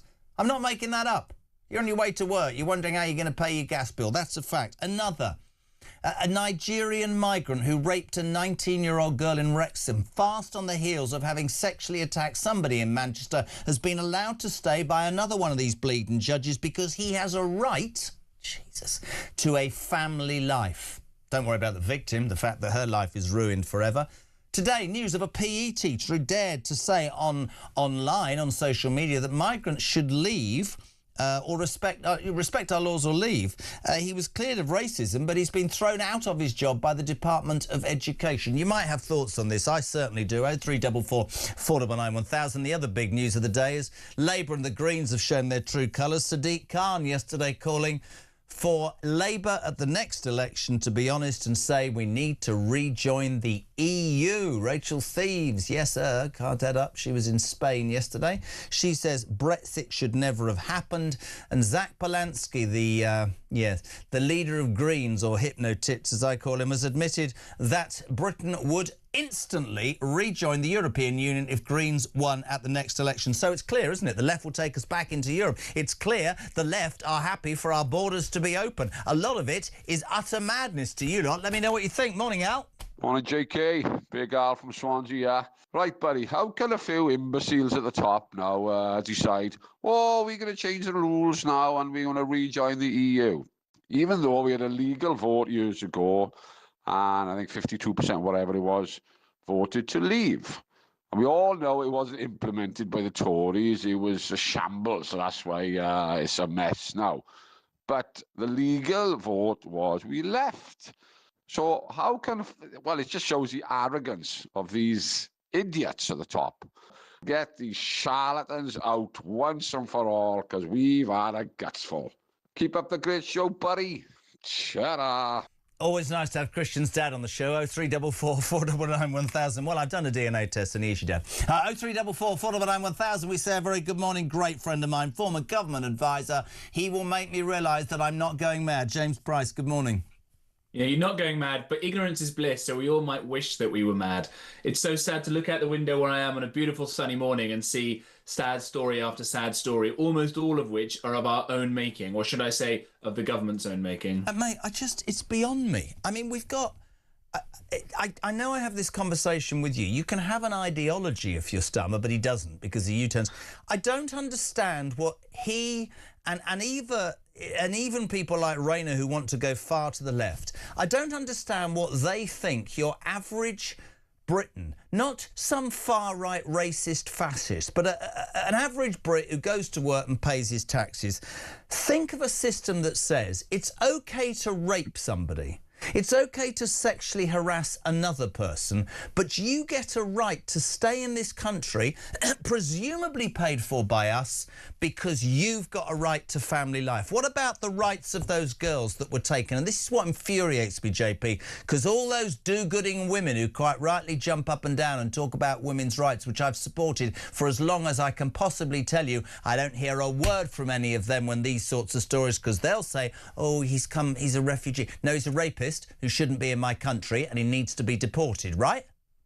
Yeah, absolutely right. To answer the first part of your question about the way that people like Angela Rayner or Starmer or any of these sorts of people think about these issues, they're not thinking about this stuff through the lens of the public opinion. They're not thinking about it through even winning the next election. They're not thinking about it in terms of morality or religion or what they think is right or wrong or how to live a virtuous life. They are thinking it through two different factors. One is fear and the other one is pure, naked self-interest. Fear, because the worst thing in their world is being accused of being racist. It's the worst thing you could ever be called or do or anything like that. Now, obviously, actually being racist is a very bad thing, and there are plenty of people that you should dislike based on the content of their character rather than their skin colour or any other factor.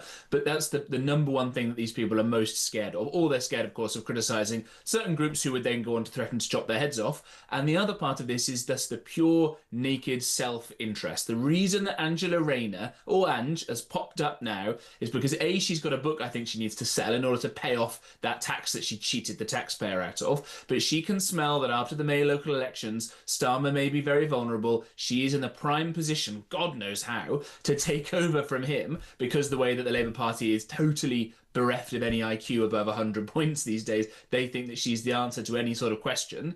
And she thinks the way that you do this amongst this very small self-selecting bunch of oddballs who still somehow back the Labour Party is they've got to say, oh no, we're being mean to the poor people who've broken into our country and all this sort of stuff. And they see a path to all these people who are let in completely wrongly under the so-called Boris wave of the Conservatives. We've got to hold our hands up on that. And they say, right, we'll get these people in, we'll give them the indefinite leave to remain. A few years later, they'll get passports. Then it'll be much more difficult to ever get rid of them, even though they'll spend a whole life... And presumably they'll vote for us because we've allowed them in, right? You've got it in one. There's the naked self-interest I just talked about. It's not about what's good for the country. It's not about even what's good for their constituents or even their voters. It's just how they can win that election and stay in power. Because for someone like Angela Rayner, she's never getting another job. You were a former government advisor. So explain to me, right?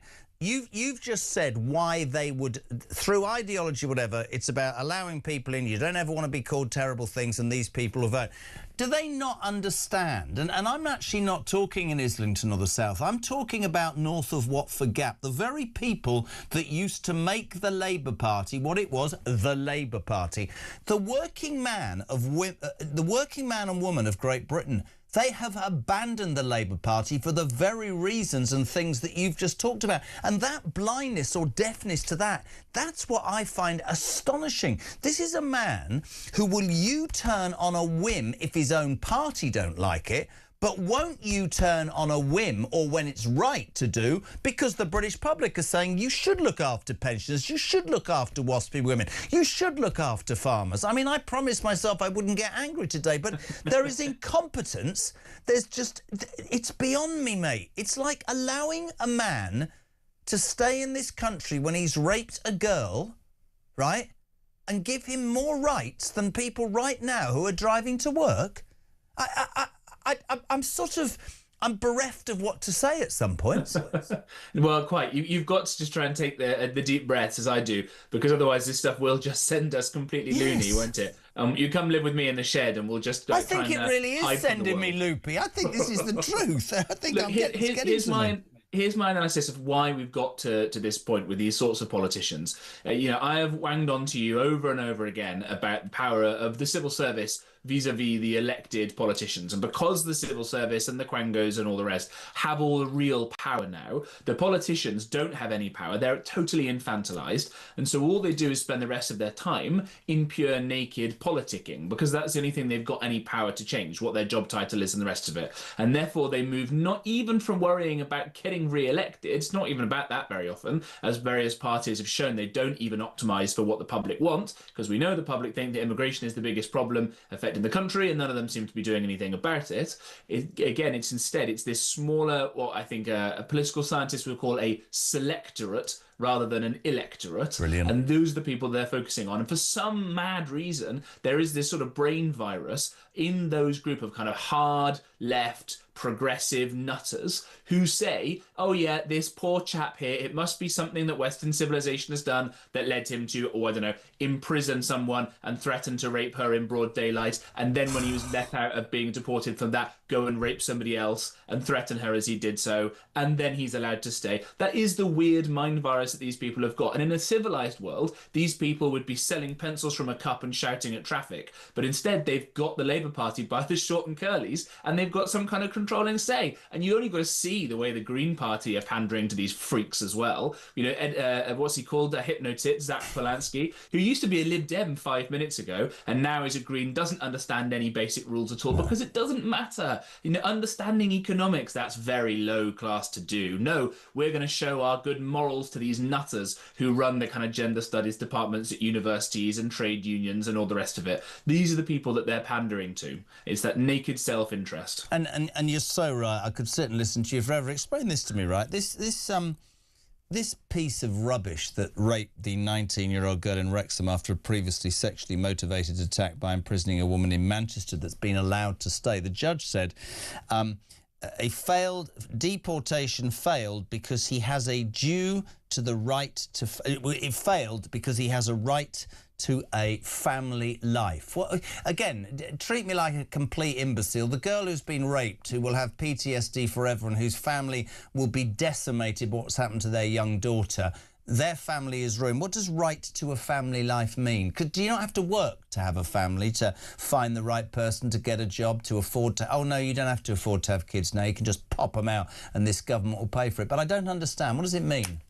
Well, yeah, I mean, first of all, one hopes that victims of this crime or of any crime like it and all the rest are able to rebuild a life, and that people realise that, you know, that they don't need to be defined by the worst thing that ever happened to them. Let's definitely hope and pray for that, if that's your cup of tea, like it is mine, and these people can grow and move on. When it comes to these guys, this is the way that we have imported a large amount of the way that the continental law works. You have to just abide by all of these sorts of strictures. This is from the ECHR, of course, it should be said, the European Convention on Human Rights, which was something that the left will say, but Churchill liked this and the Brits got it started. Yeah, because the Nazis had got rid of most laws in Germany other than their own creed, and when the war was over, it was up to Britain with its hundreds and hundreds and hundreds of years of the common law and the rule of law and all these wonderful British inventions that we spread around the world were sent over to the continent to help rebuild these things. It was never envisioned that foreign unelected judges would be able to overrule the wishes of the public. And Blair was clever enough to realise this would be unpopular.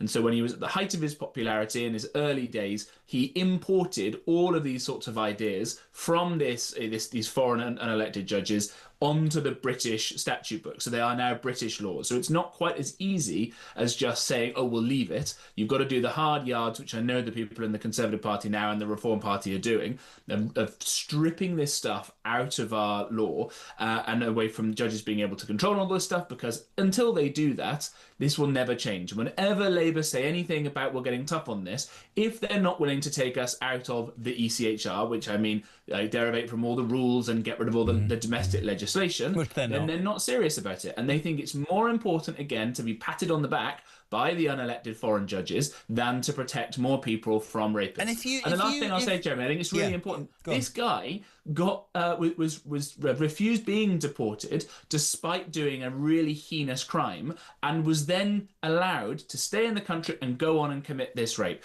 And I really think that we should have some severe, if not legal penalties, some deep social penalties for whichever judge and barristers allowed this stuff to happen. I know there's a cab rank rule, but I do think there should be some more transparency on this system. I completely agree. Do you know what I wanted to say? Two things quickly. One is, you see these examples, JP, and then you think that the Deputy Prime Minister and Justice Secretary wants to get rid of jury trials to allow more ideologically warped judges to make decisions, or find statute books in Europe that I find it frightening. Have you seen about the PE teacher today as well, just to put you in an even better mood?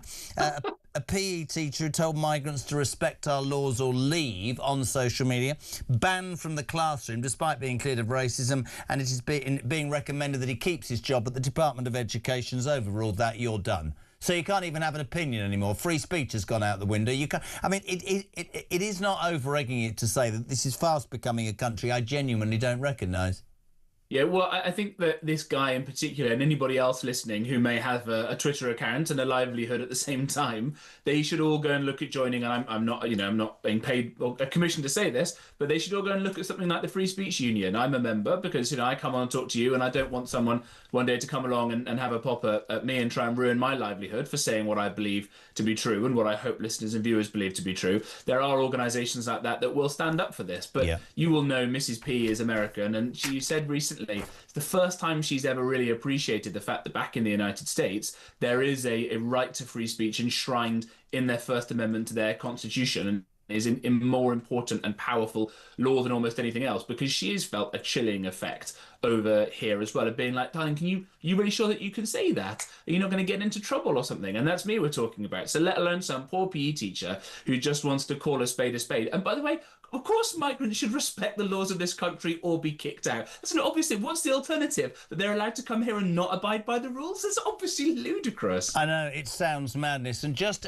before we let JP go and we go to Kevin Hollinrake, the chairman of the Conservative Party, breaking news, ladies and gentlemen, for anybody who thinks that this government morally is wrong, which I tend to, ideologically is wrong, economically, you'll love this, JP, UK average regular earnings fell to 3.8% in the last 3 months as the rate of UK unemployment remains at the abysmal rate of 5.2%. So for all the pontificating, for allowing migrants to get away, to stay here, for spending money on things that are UK average regular earnings fell to 3.8% in the last 3 months. We've got a Chancellor and a government that can't add up, haven't we, JP?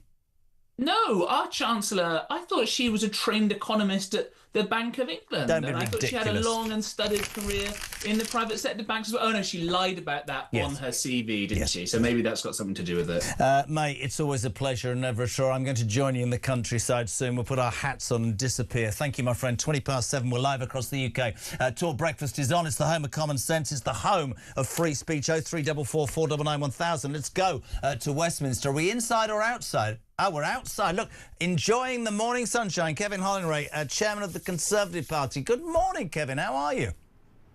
Morning. I'm well, thanks. Beautiful morning. Beautiful morning, and no need for that coat. I don't really know where to start. Let's start with a government. Well, Angela Rayner stuck her head above the parapet a couple of days ago and attacked the government's approach to migrants, saying that it was un-British and we should basically allow more in. I gave an example this morning, Kevin, I'd like your response to, please. A Nigerian migrant who sexually assaulted somebody in Manchester was allowed to stay. He then went on to rape a 19-year-old girl in Wrexham. And whichever judge should by your party be named and shamed, this piece of rubbish allowed this man to stay because, Kevin, he has a right to a family life. What about that 19-year-old girl who I suspect whose life is ruined forever, my friend?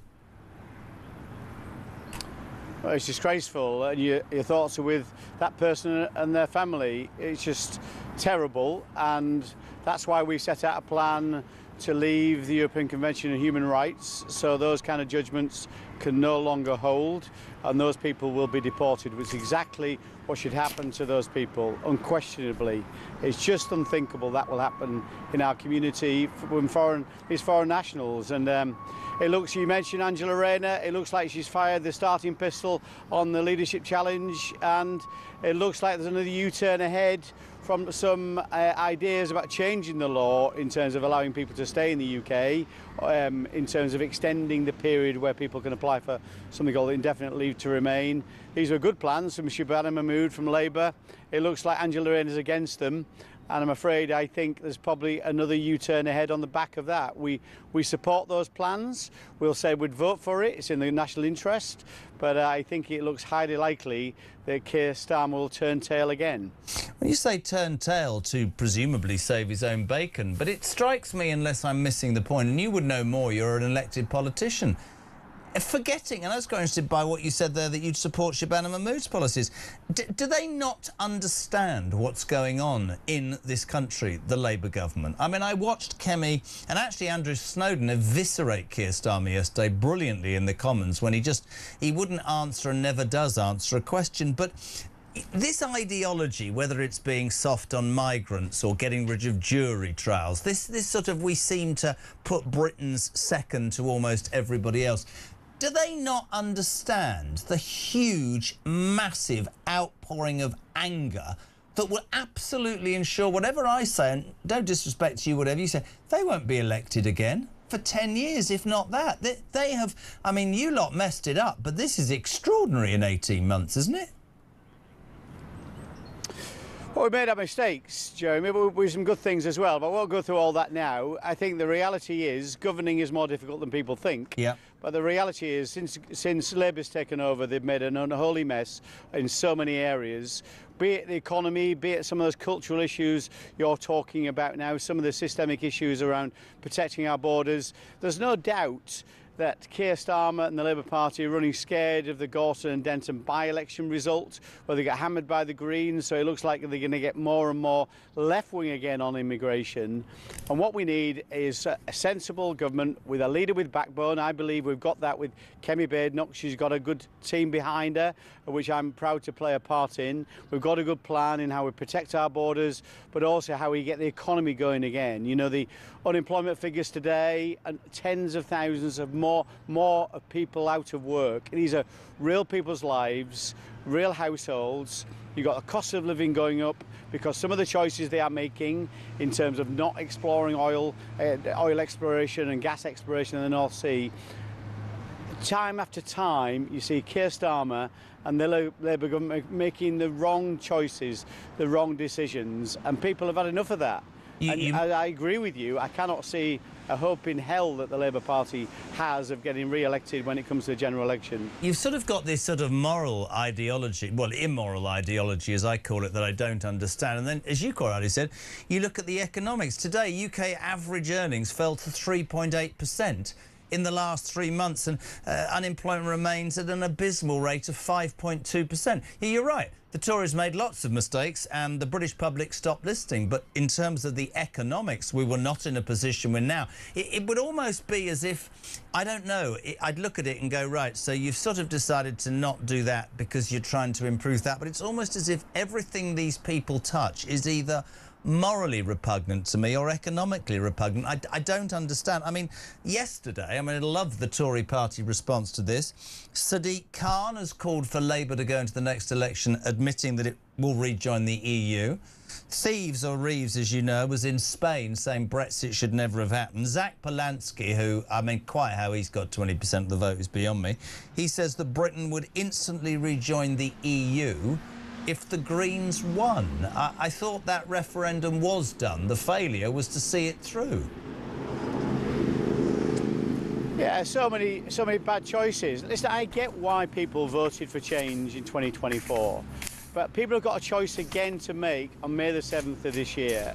And this is about choosing their local council, because the local councillors make a real difference to people's lives locally. And I urge them not to make the wrong choice this time. Vote for councillors across the country and councillors who really know what they are doing. And we've got some excellent councillors, excellent councils. We're the only party across the country that's freezing council tax in many parts of the country. Governing is more difficult than people think, but the reality is I truly believe that the Conservative approach is more likely to be successful. Those are local policies on the streets about making sure we clean our streets, repair those potholes, all those kind of things. But the national policies are on our cheap power plan. It'll take 20% of people's energy bills, 10,000 more policemen on the street, or police officers on our streets. All those things will make a real tangible difference to people's lives, and start drilling for oil and gas again in the North Sea. We've seen a report today that said we could be pumping oil and gas out of the North Sea within a few months. That's exactly what we should be doing if Ed Miliband would reverse his ideology in terms of stopping those things happening. Those are the kind of choices we should be making right now. Kevin, I really appreciate you being on. Great to have you on, as always, in the morning sunshine. Kevin Holinray, MP, chairman of the Conservative Party, 726. He's talking about those local May elections. It will be a definitive choice, of course. I think the Tories, Reform, are certainly talking about leaving the ECHR. But just as an overview, I'd love to hear from you this morning. You just look at this government and you think, right, so you favour migrants over an indigenous population. if you're being honest, you want to rejoin the European Union, despite 52% of this country voting not to. It seems to be in the thrall of either the left wing of your party or the trade unions. But most of all, what annoys me, and I don't know what you guys think, I just don't think they're pro or in favour of what I call the average everyday Brit. I just don't think we're put at the same level as seemingly criminals, migrants or anybody that seems to have a problem with this country. And that's what winds me up. Morning, Carl. Morning, Jeremy. Carl from Coventry here. Well, let's face it. The Remoaners, as we've always called them, they've never, ever accepted the result. I mean, you've only got to look at the two idiots on the green with the cards, you know. Never accepted it from day one. And we're always going to put up with that. But what I don't put up with, and we shouldn't have to put up with, is civil servants doing things behind our back, making things, which is what I believe this government and the civil servants are doing. They're trying to push us into so much poverty, so much, so we're really, really on our knees. Not that we're not far off it now. To then turn around and say, let's join Europe, everything will be rosy. We shouldn't have left in the first place. This is what it's all about, when we all know it isn't.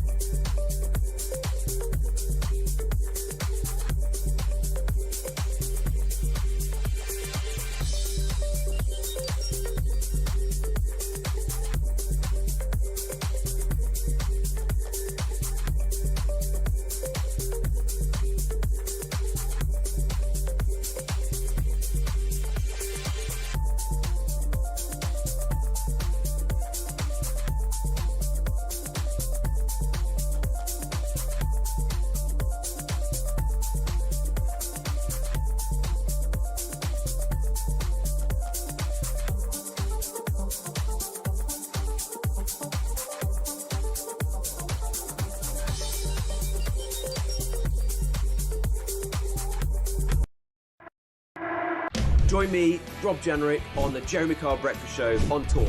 There's a lot of harm happening in the country right now. People feel like the country's in a mess. Why is it so difficult for this Labour government to just say what a woman is?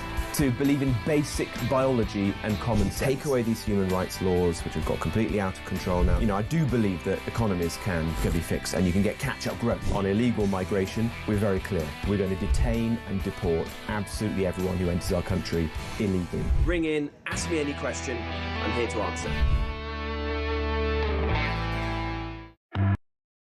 Across the UK, on DAB+, on YouTube, on your mobile, and on your side. This is Talk. Welcome back. Just gone 7:30. You're welcome. It's Thursday morning, the 19th of March. You were Talk Breakfast, the home of common sense and free speech. Can I just say something to you? Oh, my Lord. You know this Nigerian migrant that raped the 19-year-old but's allowed to stay because apparently some dopey judge thinks his right to a family life supersedes committing the most heinous crime? Mark in Selby, I salute you. This is brilliant. Jez, the King of Nigeria, is currently in the UK on a state visit. Perhaps what needs to happen is we need to put that bugger on the King's plane when he goes back to Nigeria without any... There you are, there's your answer, but I bet they won't even raise that because they wouldn't want to upset people. Morning, Dan. Morning, Jezza. It's Dan from Kent. Been up since 5. Another hard day ahead. Do you know what? I'd be happy if I knew my taxes were going on military defence, education for our children, NHS. But it doesn't. Not all of it. A lot of that will go on illegal migrants that break into our country, fund their stay, And when they commit a crime, my taxpayers' money goes to defending their rights with lawyers, and then they all hide behind an old antiquated law, the ECHR.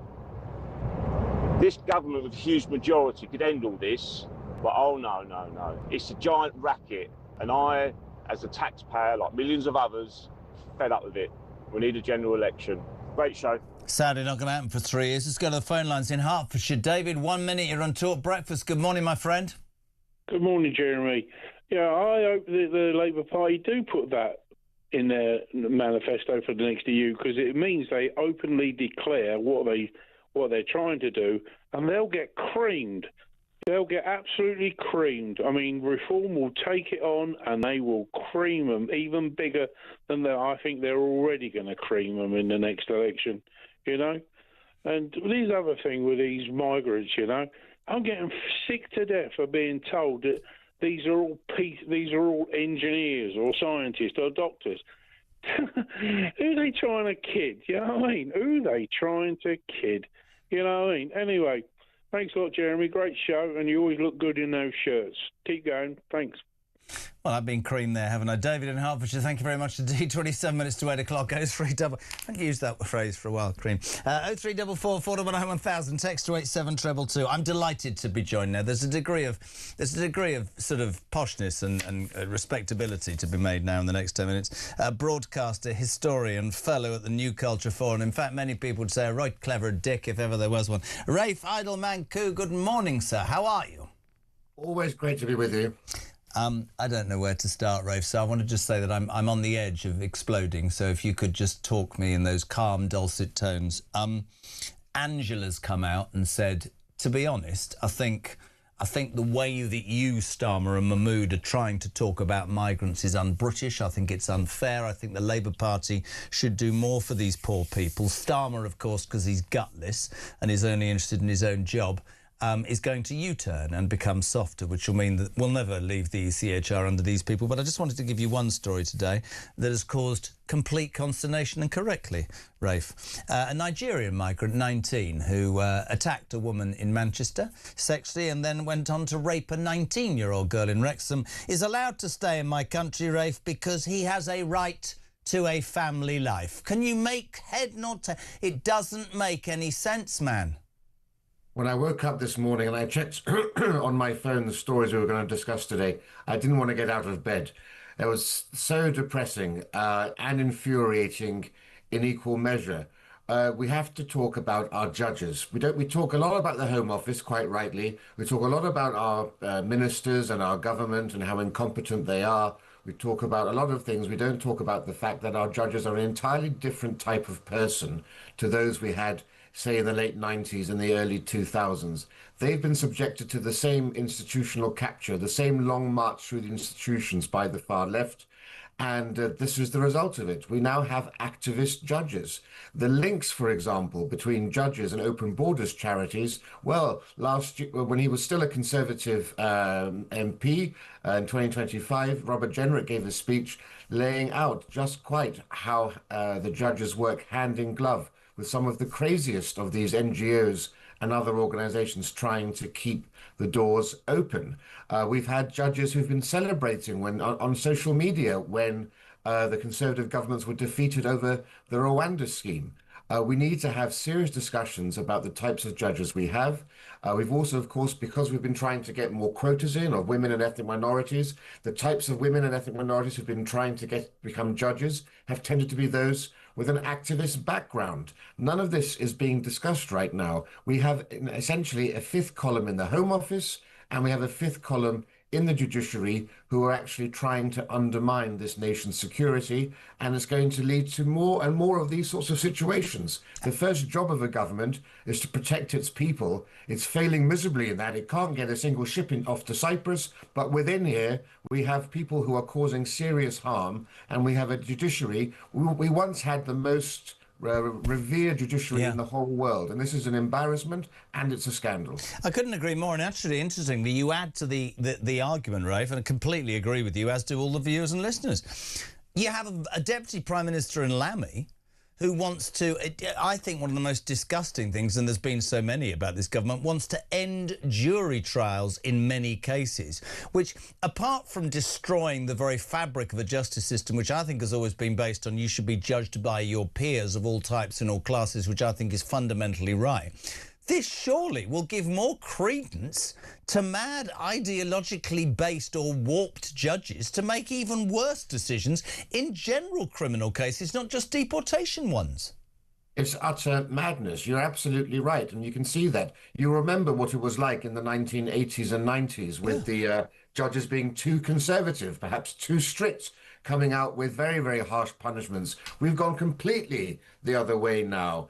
And, you know, getting rid of jury trials, that's 800 years of valued freedoms going to be swept away with in the stroke of a pen in certain cases. And the problem is, I think, there's such ignorance in this country as well, particularly amongst people like Lammy, about how hard it has been for us to win these freedoms. And once they go, it's very hard to get them back. You know, a lot of this comes down to 2005, when you can tie everything back to New Labour and Tony Blair. And in 2005, the Lord Chancellor stopped having the ability to appoint judges, and it went to a Judicial Appointments Commission.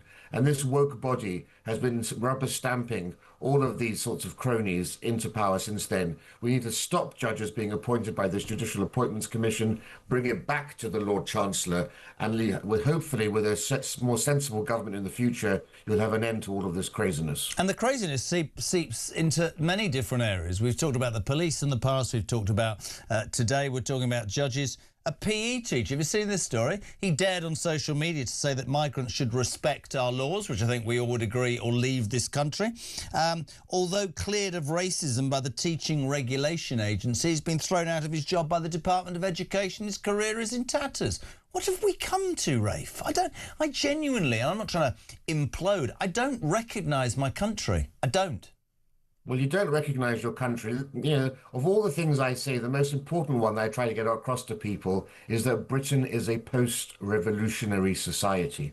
We have had the revolution. Revolutions don't require red flags flying from rooftops and mobs marching in the streets. You look around, everything seems the same. All the institutions, their buildings are the same, but the people that run them now are cuckoos in the nest who bear no comparison to the generations who built those institutions and ran them. So we now have far-left activists, but we have people who think they're liberal, but are actually spouting far-left, even Marxist ideology and talking points. Not enough has been said by this. We have mainstreamed far-left ideology, and now many people think it's just normal. You see this in the teaching profession. When we were at school, there was a slight right-wing imbalance in the teaching profession, all those sadists who are always throwing things at your head. Now, 90% of teachers vote for centre-left parties at the moment. Yep. So when you do get someone like this teacher speaking common sense, what most people at home or listening to this think, according to his peers, this is far-right stuff. It's astonishing. Can I just talk about the other thing? I'm going to talk about the Royals with you in a sec, because you know everything about everything. Can I just talk to you about the gloves are off, the masks are down, excuse the pun. Sadiq Khan yesterday calling for Labour to go into election and be honest about wanting to leave the EU. Rachel Thieves in Spain on a visit saying Brexit should never happen. And don't get me started on hypno-tits Polanski. He says when the Greens win power, we would instantaneously rejoin the European Union. Again, I ask you this, do they not?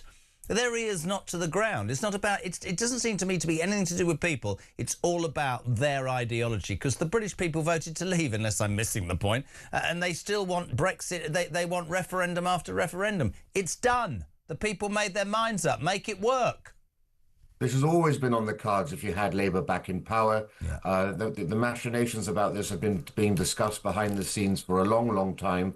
And if we can't unite the right, if we can't get our act together, put egos aside and bring everyone together, we are going to have some Frankenstein coalition of Labour and the Green Party, and then it will be all guns forward for getting back into the EU. And you're seeing Project Fear back again by a different name. We were warned there'll be a 15% fall in trade at the time of the Brexit referendum. We were warned about massive unemployment, a huge spike in our trade deficit, and that we'd have an emergency budget and go into an immediate recession. None of that happened. In fact, tonight at 7 p.m. on my New Culture Forum YouTube channel, I've got an interview going out with two leading economists, and we go through all the data, because you've got Khan, you've got Rachel Reeves saying there was an 8% hit to the economy. The economy is 8% smaller because of Brexit. It's been a catastrophe for our economy. We go through the data. What a lot of nonsense. If it had been a big negative disaster for us, we would have fallen dramatically behind France. Well, the truth is, we haven't. In fact, if you look at the performance of the UK economy, we are still tracking all the other major economies without any deviation from how things were actually before we left. Hasn't been a huge gain to the economy, but there hasn't been a huge disaster after. Yet if you listen to all the messaging that's coming out, the British public are being fooled. They've been told that Brexit is a disaster, where of course no one is talking about the fact that we had COVID, the biggest disaster economically we've had for generations, alongside, of course, the Ukraine war and the huge spike in energy prices. That's behind the sluggish performance of all European economies. The Brexit actually hasn't been a disaster, and we've had the Lady Mayor of London saying that we must not get tied back into EU regulations because we are performing better outside. We need clear discussions, we need the facts to come out, and we can't let people like sadistic Khan continue to lie to drag us back into this awful organization which keeps you prisoner. What sort of organization do we want to belong to when to try to leave it? They torture you and try to do everything they can to prevent you from leaving. There are companies I've worked for like that. Basically, before you go, you wonderful man, just a quick view on the... I haven't spoken to you about the Royals. There was news overnight the removal vans have arrived at Marsh Farm yesterday. Andrew Mountbatten was apparently going to move into a new Sandringham home after huge security gates were built outside. I know the King's got a state visit. Can I ask you generally, done a lot with Loney and Kinsey over the last couple of weeks. I'm a royalist. I think the Royals are in real trouble, and there's a part of me, and people are shocked when I say this, I think the British public will demand greater transparency, and I think personally that the only way that this monarchy is going to survive is if the King steps aside, blames his, I genuinely mean this, blames his illness and allows William and Kate to start with a clean slate, because I think the very people who have moaned about the monarchy for years are rather fueled by what's going on, don't you, Rafe? This certainly is, I've said before, the biggest crisis for the monarchy since the abdication crisis. Well, it's bigger than the abdication crisis, but abdication isn't in our constitution. The King has no reason to abdicate.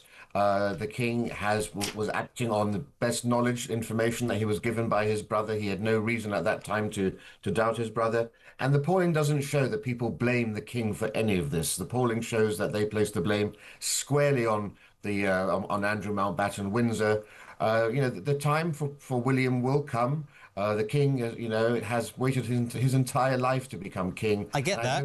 And I don't think there's going to be any great sea change if His Majesty were to step down. Nobody can force His Majesty to step down. It's a decision for him and him alone, and I see no indication of that coming. Doesn't mean that the monarchy won't change. We're seeing now greater transparency and greater accountability. We've seen statements from the King we couldn't have imagined his late mother making. And the beauty of the British monarchy is that when things do get tough, such as in the 1990s, the monarchy does change and does evolve. And Rafe, I'm a bigger royalist than you, but even I believe, and listen, that she paid for my education, the Queen Mother, for crying. Listen, there's many things that I love about the monarchy, but my fear, right, is that those very powers that we've talked about, that very ideology is going to seep into a lot of normal people who are going to say, are you honestly telling me that a mother and a brother give £12 million to somebody and don't ask where it's going from? I'm not implicating the late Queen. I love the bones of her. I'm just fearing that people will want far greater transparency than they've ever had before. I think he will go to jail. I think she's in danger, and I think those two daughters, quite rightly, are going to be dragged into it as well. Yeah, well, no, on that last part, absolutely possible, and he must face the full strength of the law without fear or favour. But hindsight's a wonderful thing. If you go back to the time when the money was paid, there were questions around Virginia Giuffre. People weren't sure whether what she was saying was actually the truth or not. Nobody had any idea about all the other things that were going to come out at the time. And a mother and a brother took Andrew at face value. He said, as a gentleman, there's an oxymoron for you, but he said, this is all honest and true what I'm saying to you. This woman is going to cause more trouble if we don't pay her out. The Platinum Jubilee was happening at the same time. There was a huge fear that this would overshadow the 70-year celebration of the Queen's reign. So they did make a payout on that, believing this would put an end to it. If they had known what was going to happen afterwards, I think it would be a very different scenario. But you can't blame a brother for taking his other brother at his word.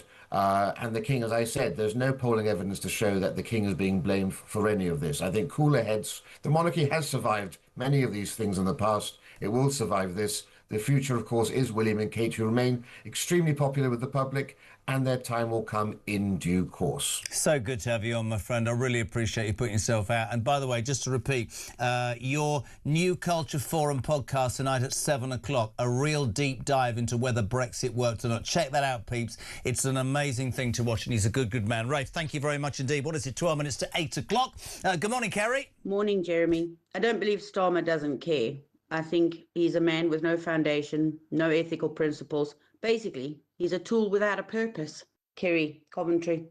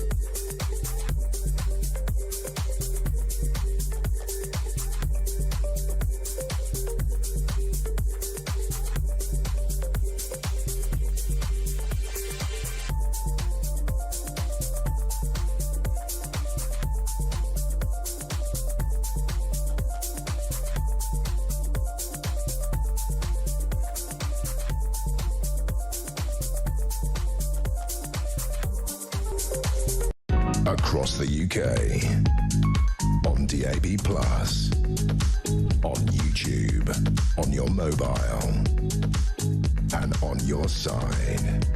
This is Talk.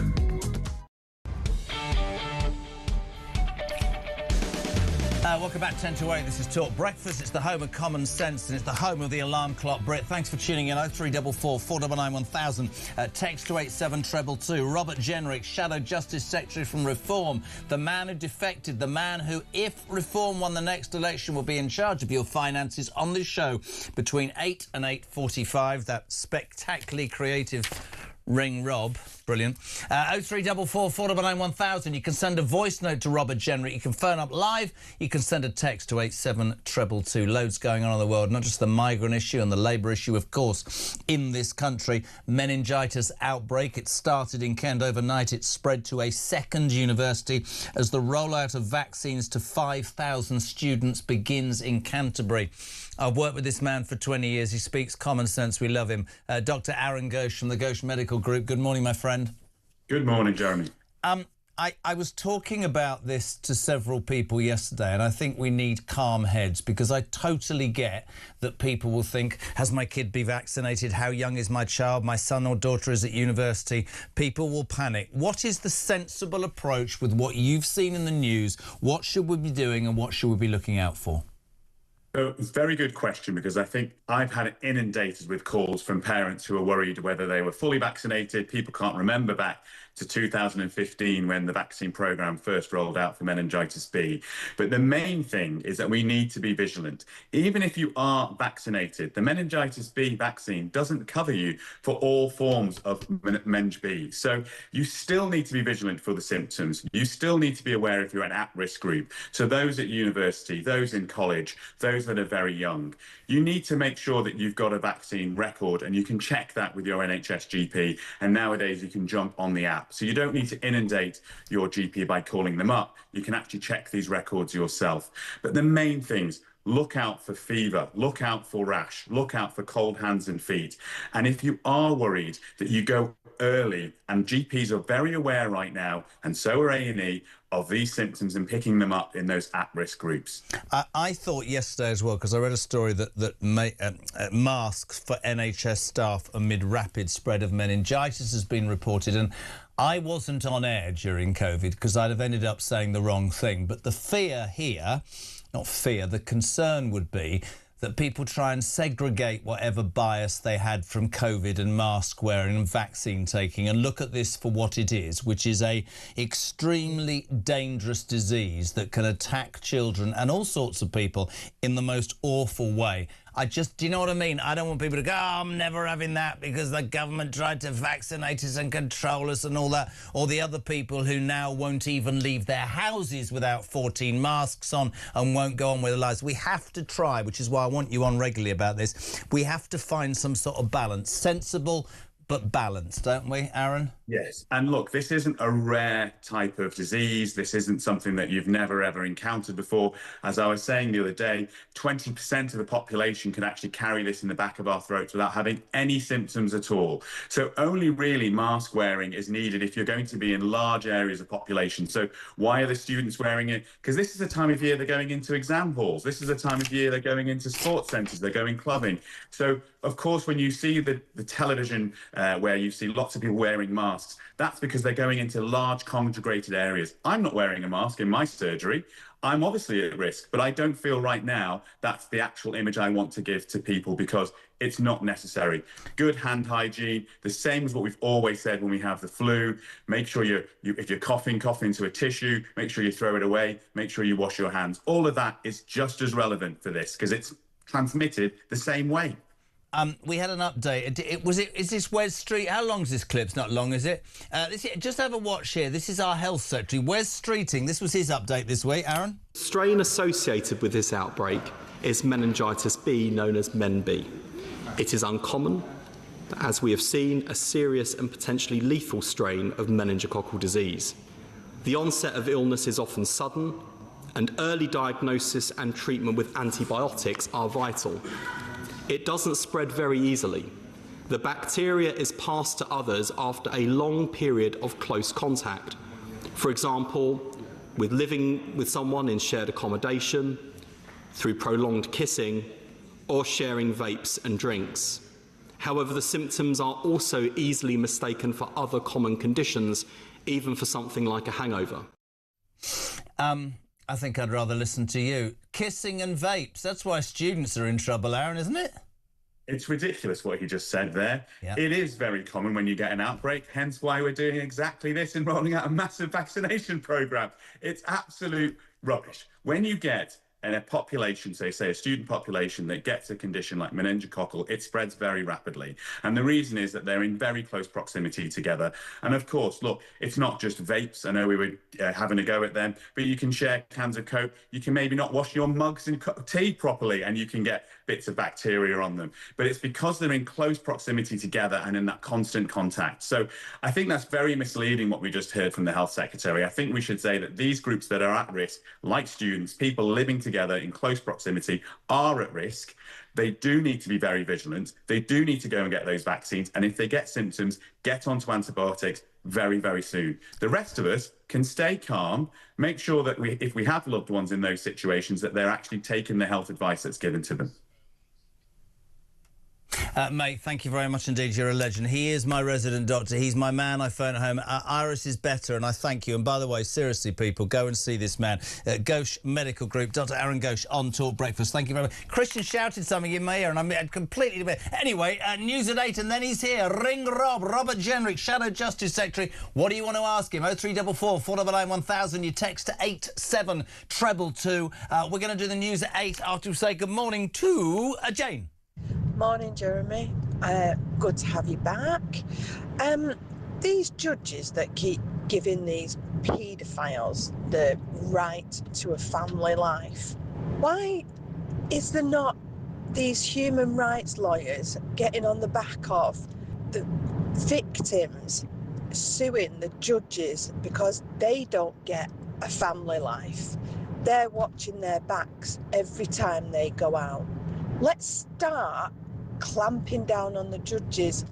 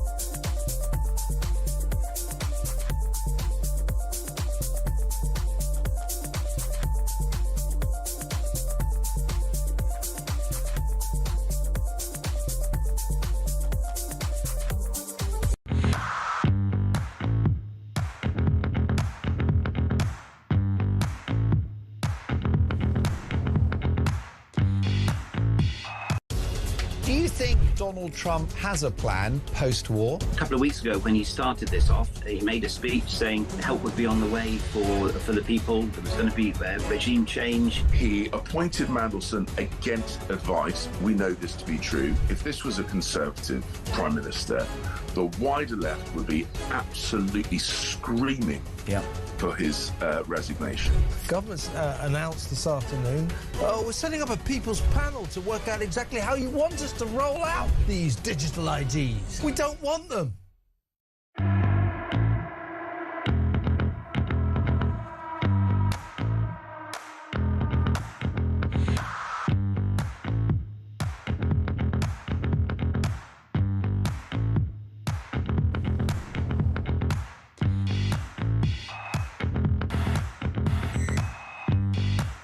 Across the UK, on DAB+, on YouTube, on your mobile, and on your side. This is Talk.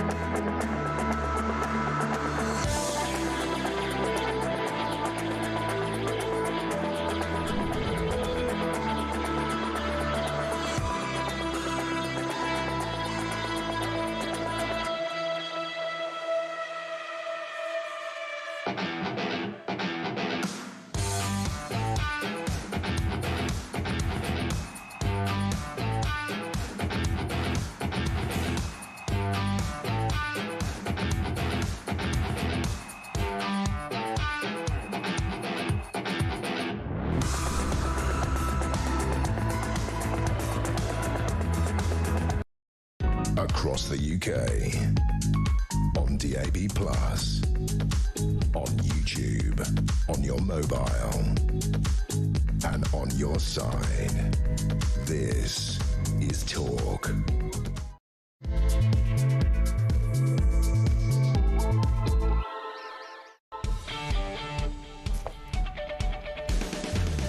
Welcome back. This is Talk Breakfast. It's the home of common sense and the home of the alarm clock Britain. Do you know what I love about this programme? I love about breakfast shows is that you go with this sort of motion of things are happening and then they're not happening, and that's part of the joy, sort of sitting there doing the same thing.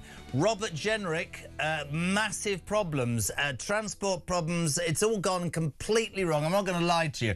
And I don't know if you're a regular to the show, but yesterday morning, the paper review, Ian Collins was here, I wasn't here. The paper review was supposed to be with Charlie Rowley, the legend that is Charlie Rowley.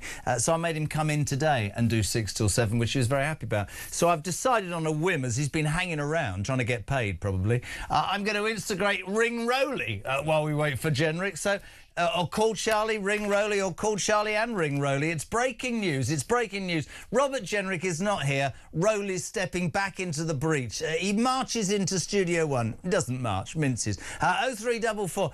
Ring Rowley. I love him. Look at him. Such a brilliant. He's waving. On your nick. Fantastic. I'm going to call. He gets sorted. Let's go to Birmingham. Morning, David. Welcome to Talk Breakfast. How are you? Hello, Jeremy. Hello, mate. What do you want to say? 1 minute. Go.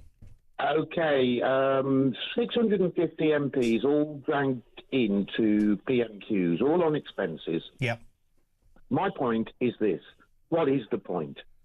It needs to be reformatted. I've been watching it for a year now, and this guy Starmer just doesn't answer any questions at all. So that's the first thing. Yes. The second point that I would make is he reckons he didn't speak to Peter Mandelson. Yes. Really? For a top job like that?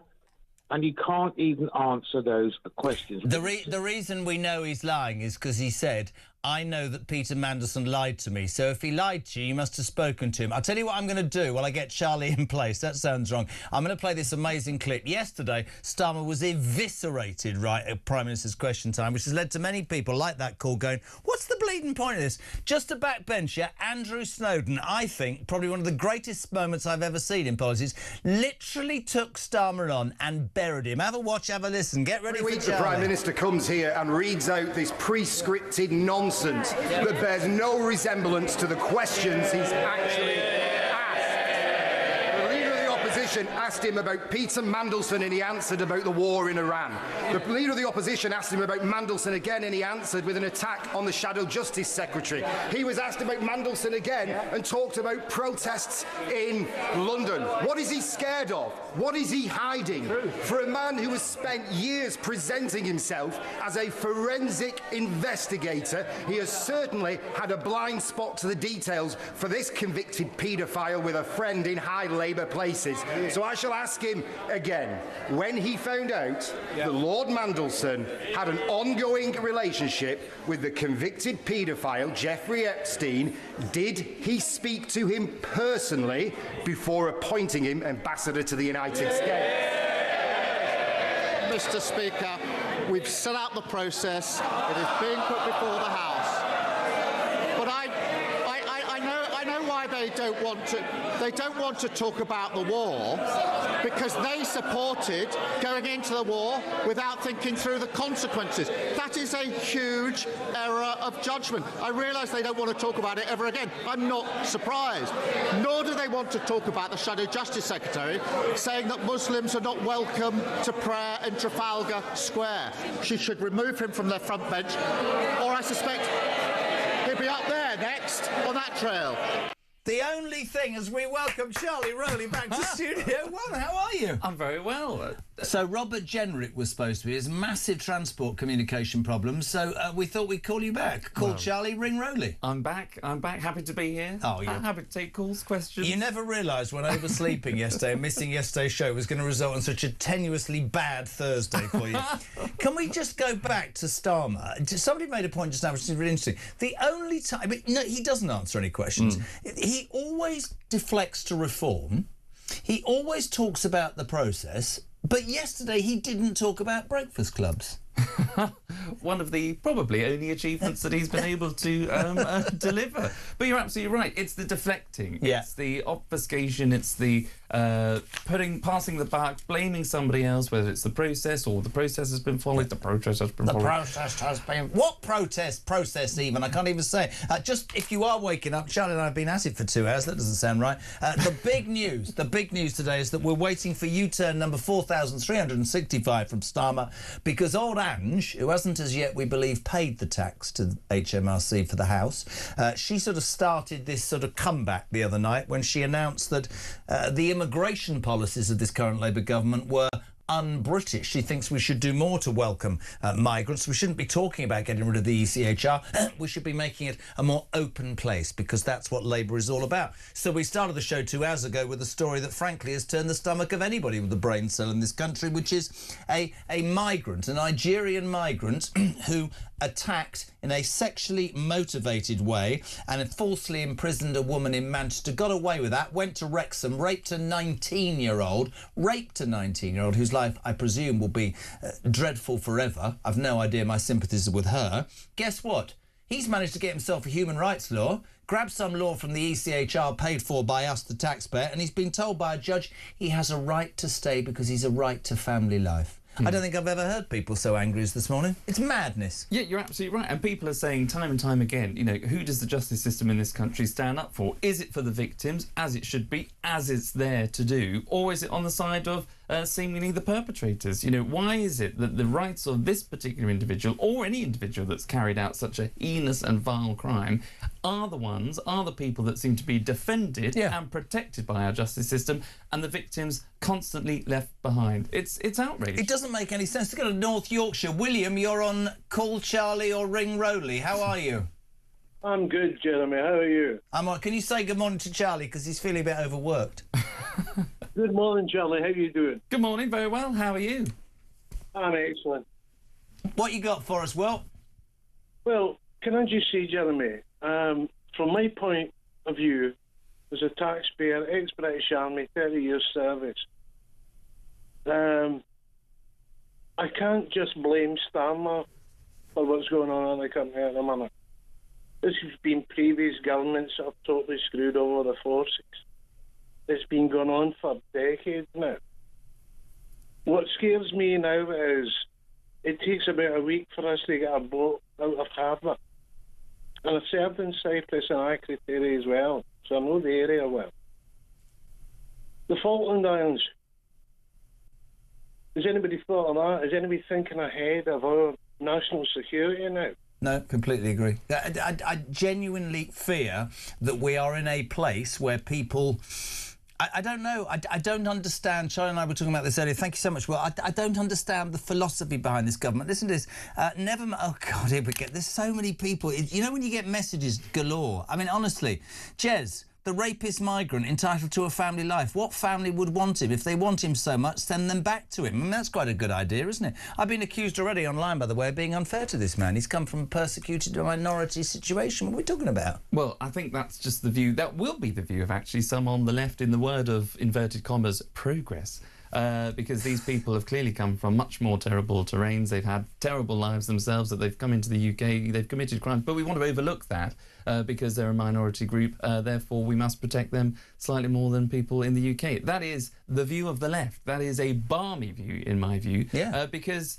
In their eyes, if we do what we're doing now, which is rightly calling out the perpetrators, doesn't matter where they come from, doesn't matter if they're a UK citizen or a foreign national. You know, if you commit a crime, you do the time, but you should be the one who is locked up behind bars for those acts that you've committed. It's not about saying, oh, well, you know, because they're migrants, we're being too harsh, we're being too far right, or we're being far right, or we're being fascists. You know, that is the view of the left. If we attack people for, doesn't matter who they are or where they come from, you need to tell it as it is. If you're a rapist in this country, if you've come from abroad and you've committed that crime, you're out. Or it's you're really behind interesting bars. what Margaret says. Jess, it just seems to me that the UK will soon be adopting the very laws from the countries these migrants come from, where if a woman is raped, it's her fault and she is the one that's punished. I don't disagree with people like Margaret, because at the end of the day, you must look at it and you must go, I'm doing everything that I can. Zoe in Lancashire, what I want to know is if these migrants aren't allowed citizenship for 10 years or so, where do they stay and how do they financially exist? Can we expect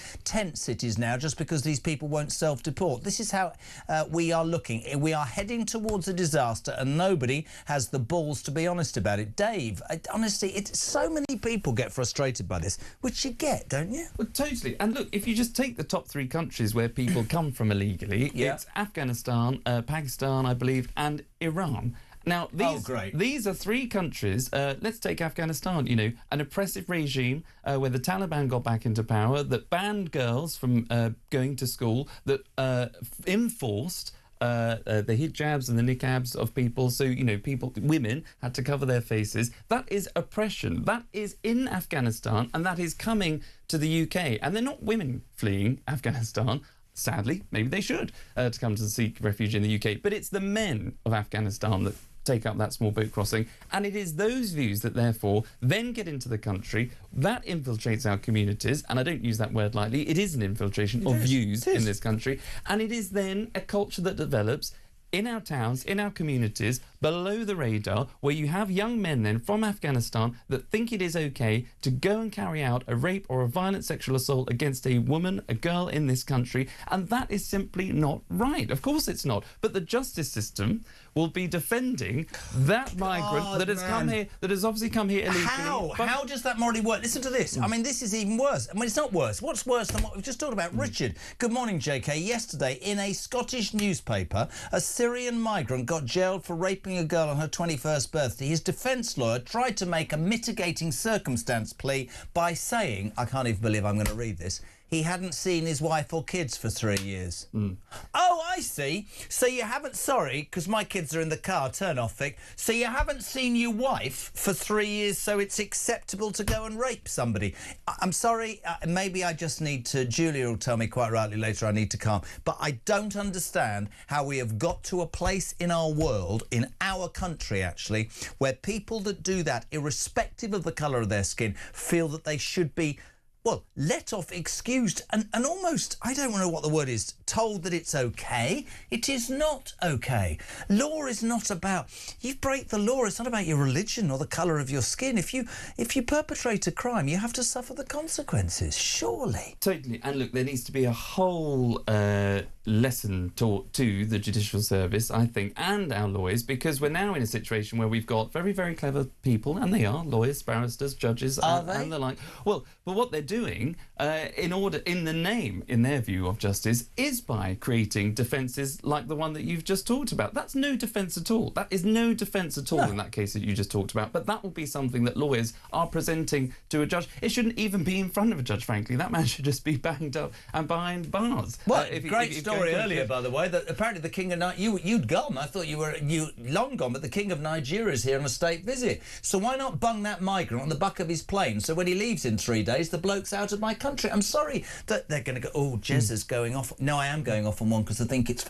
I want to hear from all those do-gooders what they'd say to that 19-year-old girl that was raped. Oh, by the way, I've just heard you're amazing. Ring Rob will now be at 9 a.m.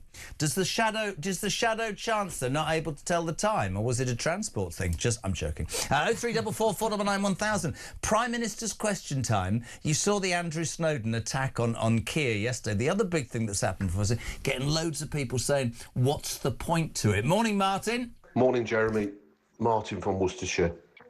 I'd love Kimmy Badenoch next week to just stand up and say to the Speaker, we're not going to waste parliamentary time with our 6 PMQs this week, because he doesn't bother answering them, and then just sit down and wait to see what happens and just let them get on with it. Cheers. Bye. That's really interesting because somebody else texted and said, why don't you all just stand up and walk out? Because he doesn't answer a question, does he? Yeah, exactly. And, people will start to think it's a complete waste of time.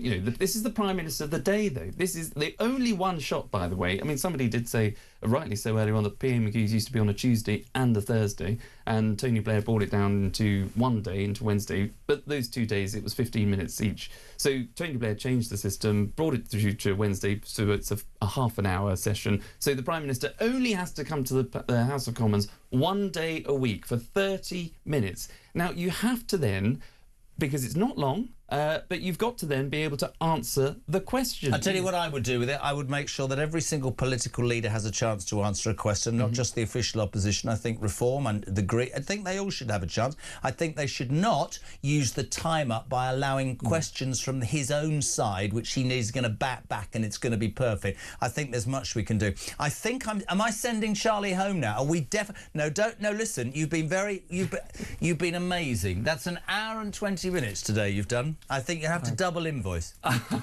Well, on your instruction. Yes. We really appreciate it. You've been amazing. You're back next week. I've got some breaking news, by the way, before you go, Charlie. UK gas prices, this won't surprise you, are up 23% after Iran launched strikes on the world's biggest gas plant overnight in Qatar. Trump said he would massively blow up Iran if it attacked other nations in the Gulf again. Interesting. Great, brilliant. In Qatar, actually said, this is an act of aggression, and they've actually ran that actual gas plant in Qatar alongside Iran. Lots of this going. I noticed petrol already 25p a litre cheaper, more expensive, and I think all of this is going to happen. We'll definitely keep you updated, but at this moment we bow down to you, Charlie Rowley. You may go home. What are you going home for? I am not doing very much today, I have to say. I'm going to slightly dodgy. He's going to one of those early morning clubs for a sausage sandwich. Right, back in 3. This is Talk Breakfast.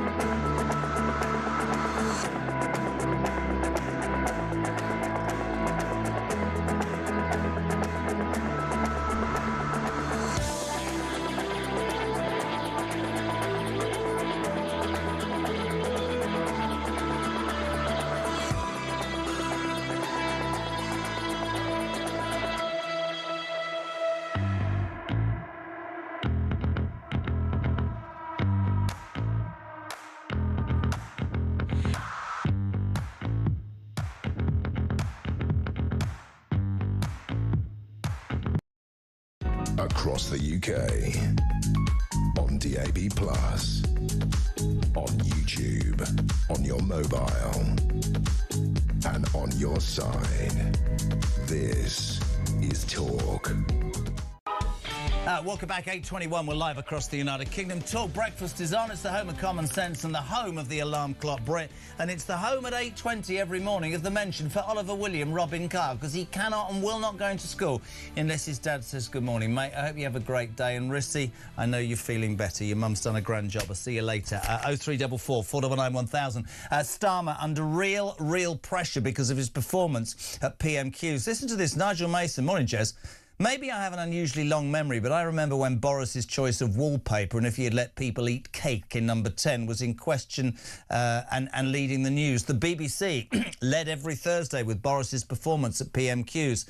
Fast forward to now, Jez, and the disgrace of having a Prime Minister refusing to answer a question about his judgment 4 times doesn't even make a report on our main apparent news station. If people ask how Starmer is getting away with it, just look at how the BBC is gaslighting the main rump of the population into thinking Labour is doing a good job. I'm off now for a private medical appointment as I was discharged from hospital 18 months ago and my follow-up appointment was cancelled due to unforeseen circumstances. As I've never heard another word, I've decided I must spend money. It's probably gone to a migrant. That's Nigel in Brighton. Thank you very much indeed. Let's say good morning to Shirley. Morning, Shirley. Good morning, Jeremy. It's Shirley in the Cotswolds. I've noticed that Starmer attacks reform at every opportunity in the during questions, but completely leaves the Greens, who are his real pain in the neck competition. Is that it? Great. Sorry. Well, nobody told me that was it. I couldn't agree more. He always seems to bring it back to reform. There we go. Right. It's been a slightly weird 20 minutes because Ring Rob, that was supposed to be on, is now on at 9 o'clock. No fault of ours, but I've always been straight with you. Thank you to Charlie Rowley. Let's get back on track. I'm going to call her the First Lady of Talk. Well, second, maybe. Our international editor, Isabel Oakeshott. Good morning. How are you? Well, good morning, Jeremy. You know how we talk about being the party of Alarm Clock Britain? Mm-hmm. You know what my alarm clock was this morning? It was your producer. Ring, ring, ring, ring, ring, Isabel. Can we get Isabel out of bed to get on the radio with Jezza? And I was like, yep, I'm going to be right there in 10 minutes. So here I am. But if you literally got out of bed 10 minutes ago, you look even more beautiful than if you got out of bed an hour ago. 15. Well, you look fantastic. Are you in England or Dubai? Am I allowed to ask that? Have you managed to get back yet? No, so I'm in the UK at the moment, and frankly, I'm rather glad I'm in the UK because Dubai had a pretty awful 24 hours yesterday. It really was tough. They had 7 missile alerts in the space of 24 hours, and a lot of them were through the night. And I know that people living there, you know, they're getting a little bit weary. When you have to get up in the middle of the night and keep going into basements and so on, that is tough, but it is a small price to pay for what we all hope is going to be a whole realigned Middle East. But there have been some pretty serious developments, not in relation in particular to the UAE, but in relation to the whole conflict in the last 12 hours. Not all of our listeners will have caught up with Trump's extraordinary message on Truth Social, in which he lashes out at Israel over an attack that they made on an energy facility in Iran, which then prompted Iran to attack a major facility in Qatar. And what Trump has done is distanced himself from Israel.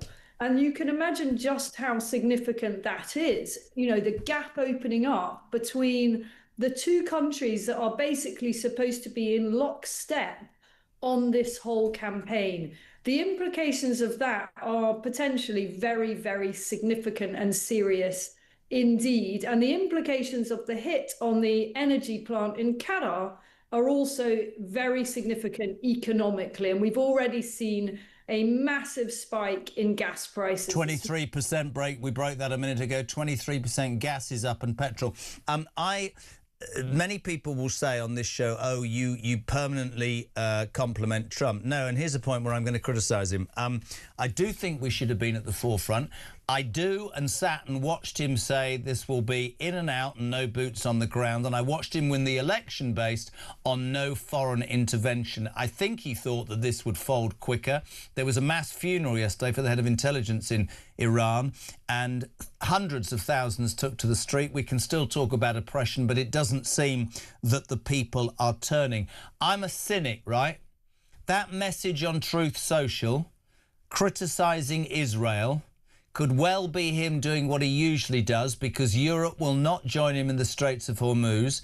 I suspect this might be his way of getting out and blaming Israel. I've no idea. I'm just going to throw that into the mix. But he has to be listening. His main national security advisor's resigned, apparently talking to J.D. Vance before him, I read. It doesn't seem to be happening. There's no doubt Iran sponsors terrorism, had nuclear weapons, and the man and that government deserves to fall. But I don't think that Trump is being viewed the same as he was 2 weeks ago in terms of his intentions and his success, Isabel. It's a very, very odd way to conduct a war, to turn on your partner in that war in public. That is astonishing. It will cause all manner of problems in the conduct of this conflict. And, you know, from the point of view of the Gulf nations, trying to have a sort of half-assed off-ramp at this point. Sorry about that analogy. It's not quite right. You did get me out of bed early. No, I like the fact. It's the first time you've ever said half-assed. I'm going to keep playing it back. I loved it. Thank you very much. I mean that. It's I great. just don't think that is the worst of all worlds. Yeah. I think, you know, particularly for the region, for the wider world, of course. But I saw it likened to being stuck in mice being stuck in a cage with a cat, and make that cat a kind of deranged and violent cat. And then you've got potentially what a very, very weakened but furious Iran might feel like in terms of living next door. So here's $1 million question, which I never thought I would be asking you. Has Keir Starmer got it right then in Europe by not agreeing to jump into bed with Trump from day one, as it appears that he is starting to crumble in certain areas? Was Keir Starmer correct? Well, perhaps if there'd been a more robust allied intervention here, Trump wouldn't be where he is, which is feeling to some extent on his own with this problem. You know, he's now sort of slightly distanced himself, well, significantly distanced himself from his one main partner in it. And all these other countries have said, well, sorry, mate, we're not going to help you. And that is a dangerous situation. I think it is massively threatening to NATO. We know this president has always been very ambivalent in his attitude towards this amazing defence alliance that has served everybody so well over the decades, but only because it's underpinned by the US. Absolutely. You know, what we don't want is an angry Trump who feels as if he's been betrayed and let down by European allies, just saying, actually, you know, what's the point of NATO? Yep. We did everything for you. When the call came and I needed you to help in the Gulf, you were nowhere to be seen. So I think we're at a very, very dangerous point in this conflict. Now, we're also seeing, very interestingly, the Gulf countries coming together. They've issued a letter this morning calling on Iran to immediately cease and desist attacking them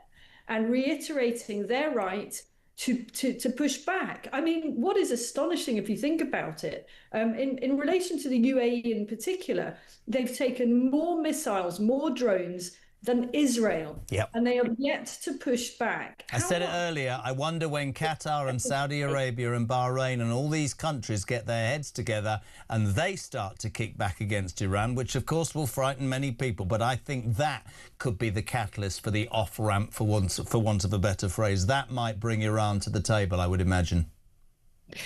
Well, Iran has gone for the highest stakes strategy, and what he's doing is absolutely hammering the Middle Eastern economies, in particular the UAE, which is so dependent on tourism, on property, on the very things that become vulnerable when you've got a population that is highly mobile and you know, understandably doesn't really want to sit there in a conflict zone. And it is a high stakes strategy to go attacking your neighbours in an unprovoked situation like this.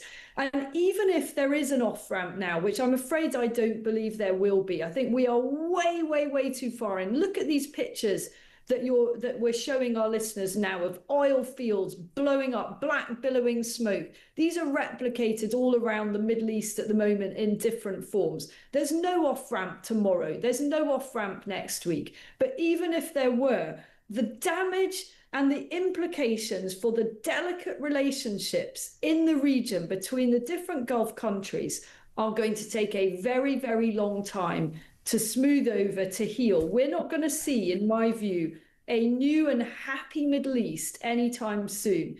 And we have to believe that the objective has been achieved in order for those terrible consequences for the region to have been in any way arguably worth it. What I'm saying is Trump's got to finish this now, I'm afraid.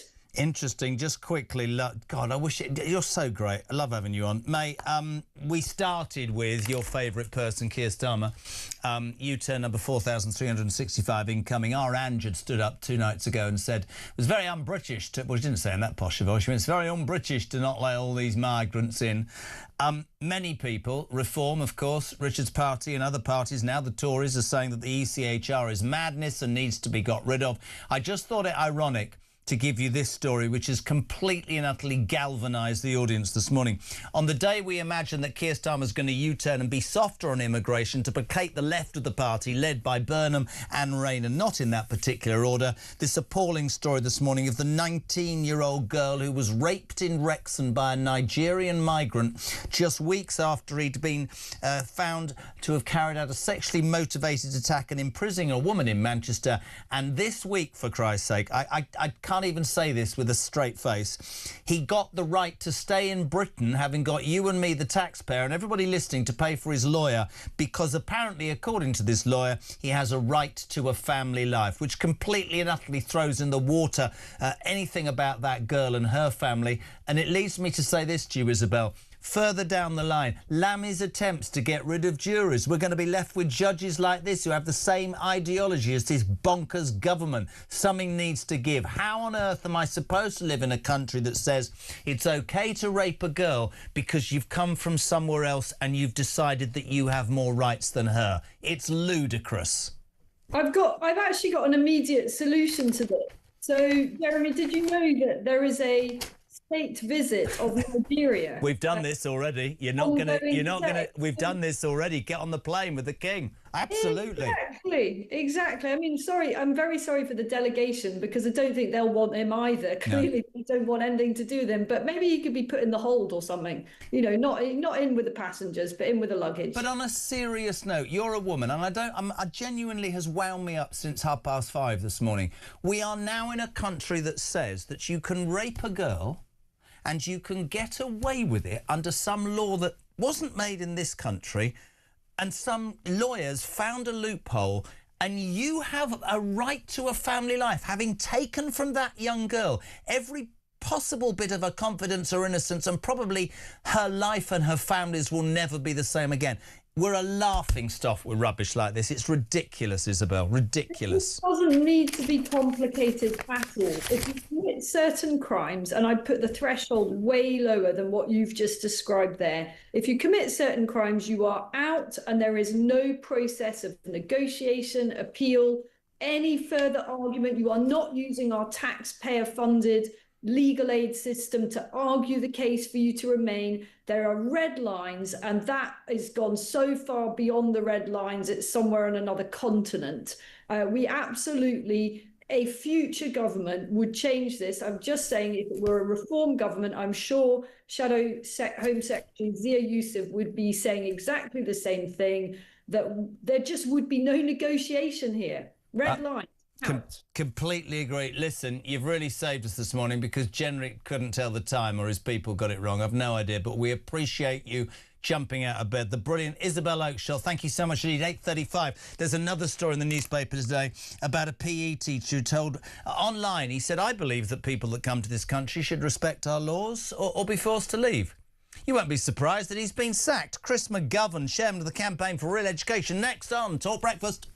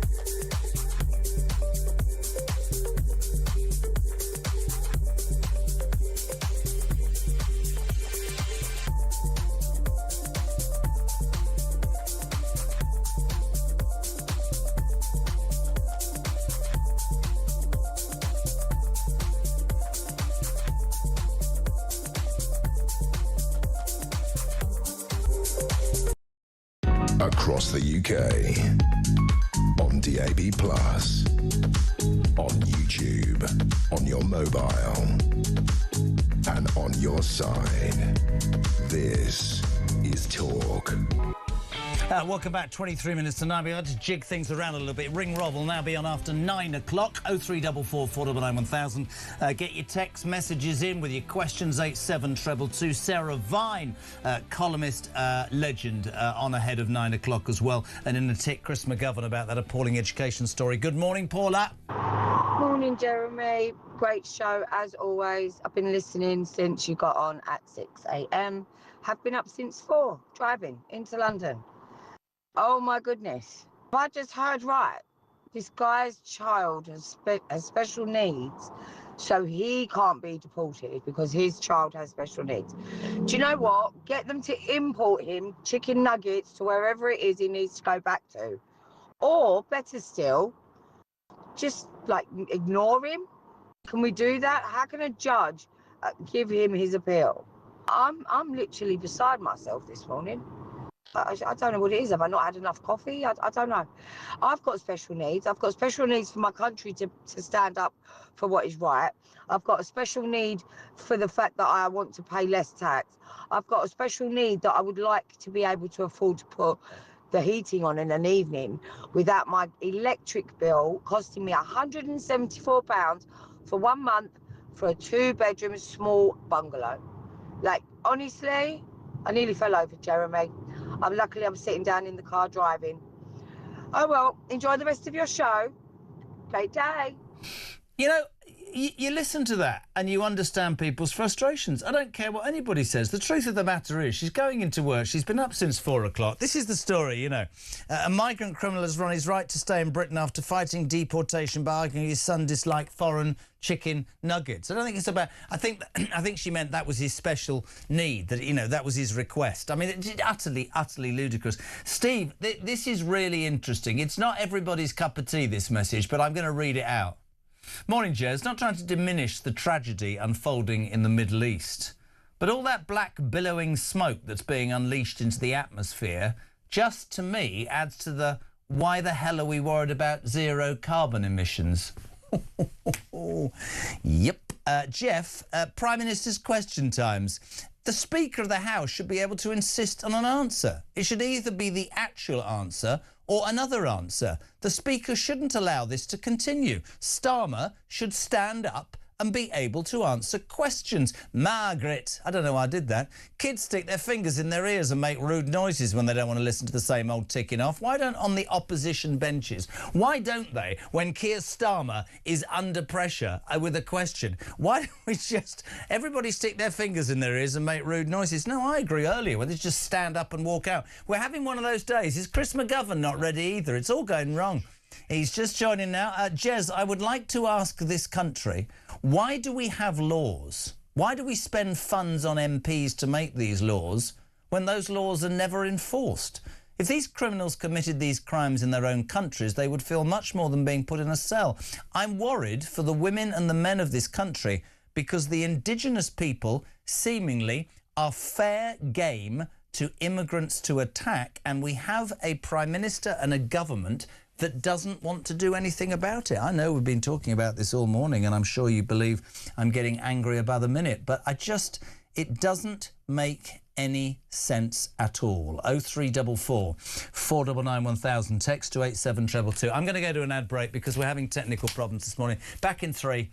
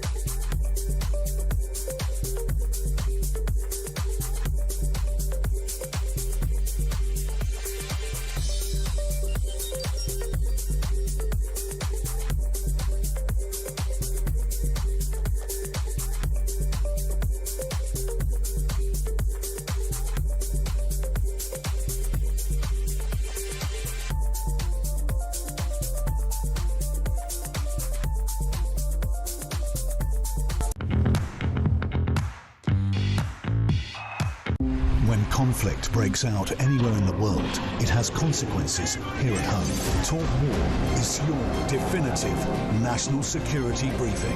From the conflict in Ukraine to the tensions in Gaza and the latest escalation with Iran, this is where you'll find comprehensive comment and expert analysis with multiple updates throughout the day. The Talk War podcast from Talk, available on the Talk app or wherever you get your podcasts.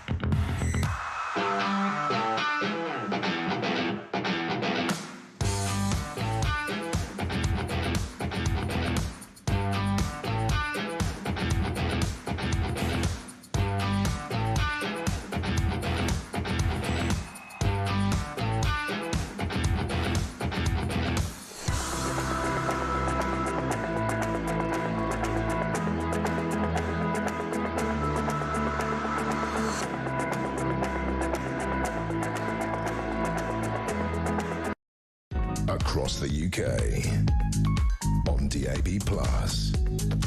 on YouTube, on your mobile, and on your side. This is Talk.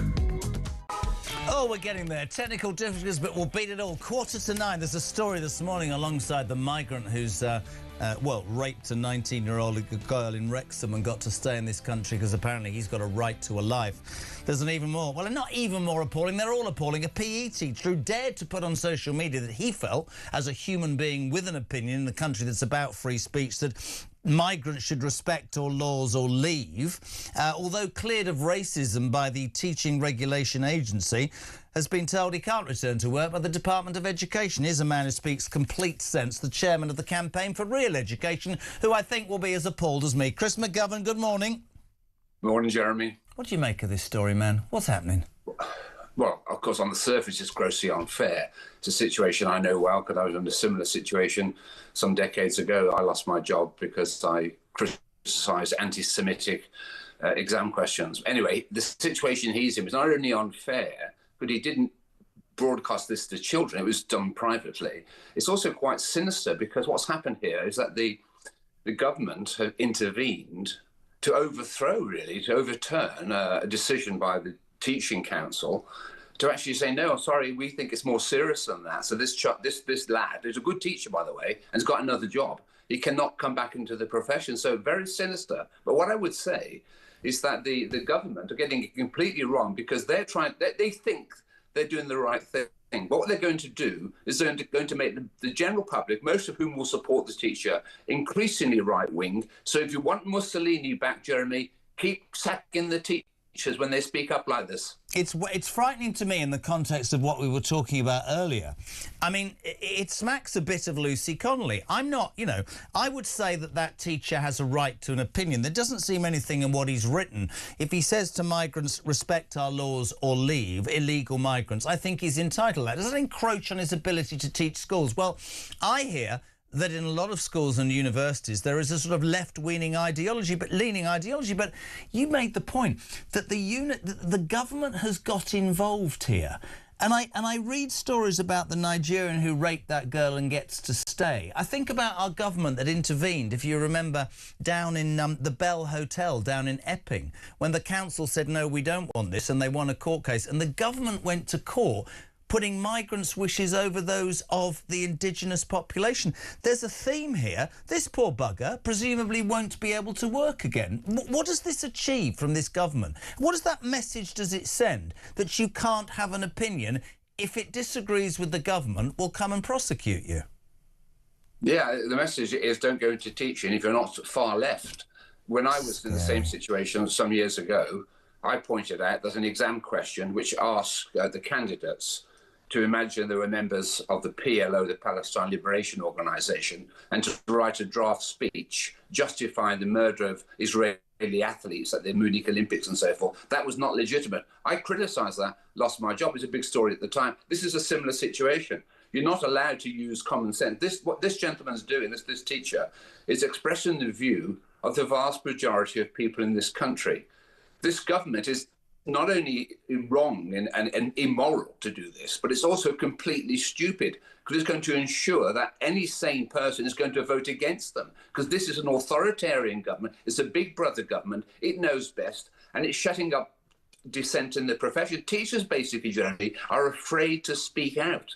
They are getting intimidated in the classroom. Mostly it's left-wing, but if you're a fair-minded teacher, you will not speak out because you're afraid. And Bridget Phillipson, the Education Secretary, she should resign, because she should carry the can for this. We're getting rid of good teachers who actually did this, not to the children. He did it independently. He should. If I was advising him, I'd say, look, we're not in a free speech society here. Do it anonymously, at least. But look, he was a bit naive there. But my goodness, this civil servant called Mark Cavey comes down and says, no, I don't like it, so you're out of a job, we're taking away your livelihood. It's absolutely outrageous, and people will be appalled. And they're going to decide this, and we're going to have elections, aren't we? We're going to decide whether we want more of this or not. Well, I don't think that's even... I think it's a given. I think whether it's tomorrow or in 3 years' time, I don't think this shower will be elected. Chris, only a quick one. I'm sorry we had to move the time around, but we're always delighted to have you on. You speak such sense. Chris McGovern, thank you, the chairman of the Campaign for Real Education, 10 to 9. We're live across the UK. Ring Rob. Robert Jenrick here from 9 o'clock. Get those calls in and those texts, 87222. It's that moment in the week where I'm sort of in awe of my next guest, and I never will stop being so. Author and brilliant columnist of the Daily Mail, who still hasn't invited me on her podcast, Sarah Vine. Will her cat appear? A very good morning. Good morning. How are you? Where's my invite to your podcast then?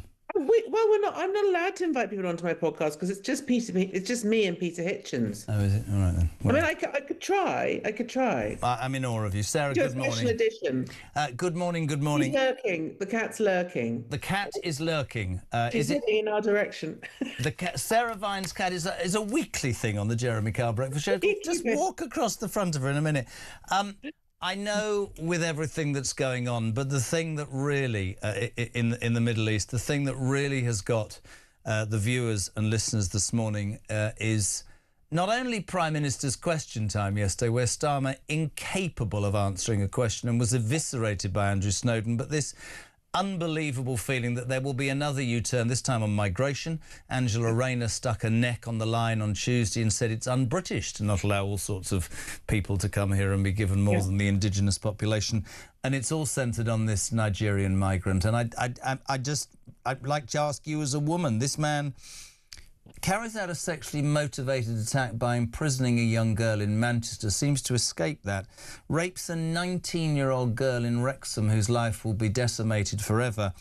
And some judge, Sarah, yesterday says that he can stay because he has a right to family life. I genuinely, and I do this for a living, I don't know what to say. That is beyond ludicrous. I think everybody is completely baffled by this. I think your listeners must just think that they're living in a simulation. Yeah. I think this government, I think it's obvious that they govern by poll. So they just, they just do whatever they think is going to poll the best. And I think one of their major problems at the moment is the rise of the Greens and Zach Polanski. And he has a view that everybody should come to the UK and be able to stay here. So I think they're probably just chasing his voters or his people who think that his ideas are good. I mean, most of the people who believe in uncontrolled migration live in areas of the country where they don't actually experience any of these sorts of things. And I think if you talk to people whose lives have been changed, they have a very different view. I mean, this Nigerian migrant is obviously, it is literally baffling how a human rights framework can be used to protect somebody like that when women and young girls are not protected. If we had a system in this country where we had a decent police force who could protect young women and young girls and make sure they were safe on the streets, then perhaps you could argue that he could be contained. But we don't. and everybody is just left to their own devices. And these people are dangerous, and they come from a culture that has a very different attitude to women than ours. They think that it's a totally different mindset, and therefore it's very difficult to marry the two without somebody suffering, in this case, these young women. It's really interesting. Hina, somebody told me there was a story in a Scottish newspaper yesterday where a 21-year-old Syrian migrant had been accused of rape, and the mitigation his lawyer tried to use, Sarah, was that he hadn't seen his wife and kids for 3 years. We laugh and we go, this is madness, but this is... I can say this to you, that there are certain female columnists and commentators who quite rightly have talked for years about women's rights and stalking. And I was talking to one the other day about a situation like this migrant. And they go, well, he comes from a... No, hold on a second. Why are you not talking about the girl, the victim, the 19-year-old that was raped? Why are you making excuses for a man who comes from a country that, as you quite rightly said, has a completely different approach and shouldn't be allowed in here to get away with it? But they don't talk about the girl that they've spent years talking about. They talk about the migrant. And that's really dangerous to me, because this girl... her life will be blighted forever because of this attack. Well, yeah, I mean, this, obviously this guy's done what he's done, but I doubt very much whether it will. There are no consequences, as we've seen, so that's not going to affect him, and B, the fact the act itself is not going to be traumatic for him because he initiated it. Whereas a girl who's had that happen to them, whether it doesn't matter who does it to them, where they're from or who they are, it's going to stay with them for the rest of their life, and it will totally transform their existence in a way that is entirely toxic. You heard Chris McGovern talking about that PE teacher who's been sacked, told to go, can't get a job because he put on social media, illegal migrants should respect our laws or leave. Where are we getting to where you can't even do that away from the classroom? I don't understand why that is a controversial statement. Everybody should respect the law of the land. But it reminds me of that, again, this is all about protecting certain cultures over others, isn't it? It's all about saying that, if you belong to a certain group of people, then you have protected characteristics which allow you to behave in ways that are, in this case, if you're a migrant, you don't have to respect the laws of the land. Well, then that means that you're treated differently and specially. And I think a lot of people find that very disturbing. And I'm reminded, this case today reminds me a bit of that Batley school teacher. Do you remember him? Yes. Who I think he was a religious studies teacher, actually.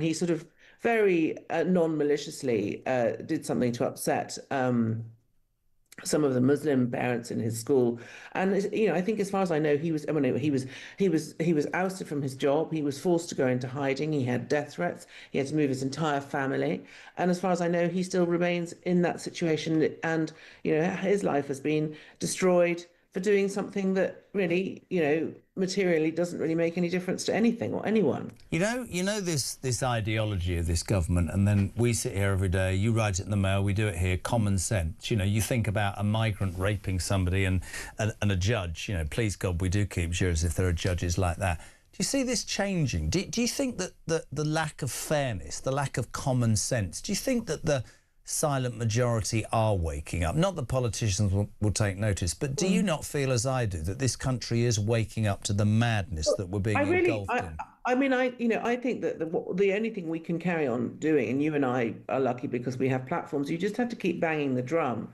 to make sure that people understand what's going on and that they hear the message.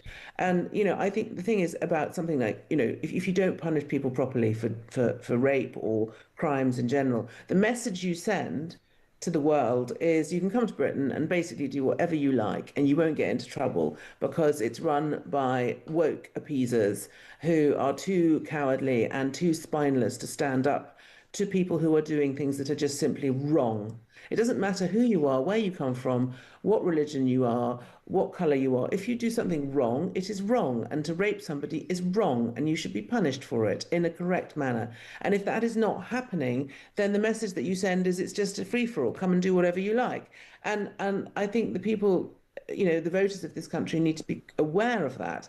And I think a lot of them are deluded. A lot are. One of the big problems that we have is that I think a lot of people just get their sort of messaging and their news and their information from social media, and social media is a form of brain conditioning. You look at one video and the algorithm will send you lots that are the same, so it reinforces certain worldviews, and if you fall into that trap, you can become. You need to keep an open mind. Everybody in this country who has a vote has a responsibility to make sure that they understand the facts rather than the sort of fantasies. And I think a lot of people, particularly young people, are being captured by certain fantasies to do with the fact that all migrants are victims, and they're all really lovely people generally. I mean, not everybody is lovely. It doesn't matter who you are. Any group of person you get, any group of people you get, there will be some people who are lovely, and there will be some people who are not, and who are bad. Try broadcasting, try journalism. I completely agree with you, right?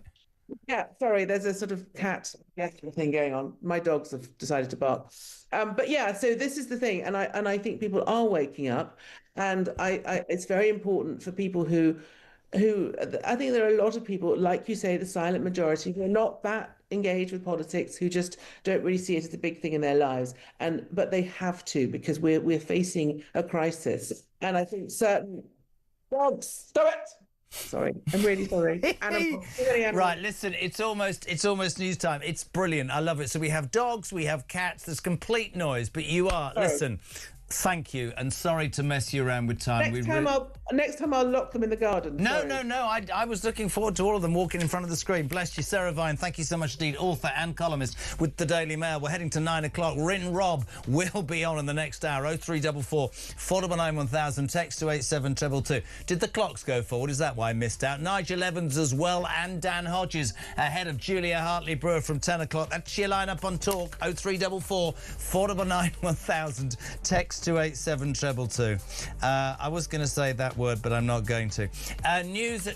I was going to say, it's a shame we didn't see Sarah Vine's pussy. News at 9...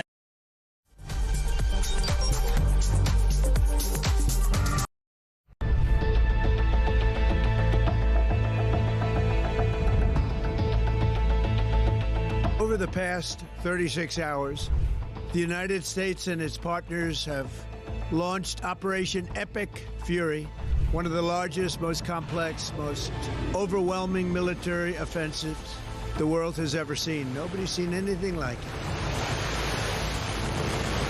We have hit hundreds of targets in Iran, including Revolutionary Guard facilities, Iranian air defense systems. Just now, it was announced that we knocked out 9 ships plus their naval building, all in a matter of literally minutes. Iran's formerly supreme leader, Ayatollah Khamenei, is dead.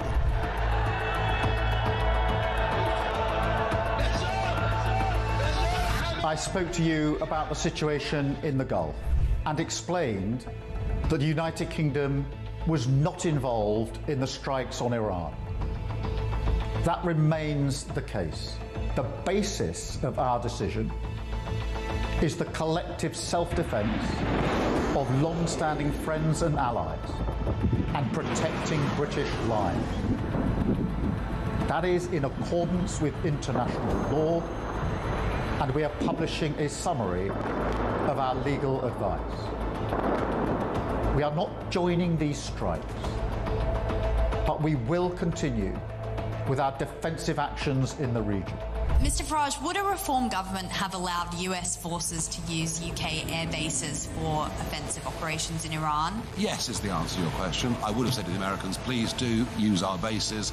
We will be supportive of you on this. There were a series of very loud blasts in the area of Dubai that I'm based in. That's in the Marina area. It's a very touristy area, actually.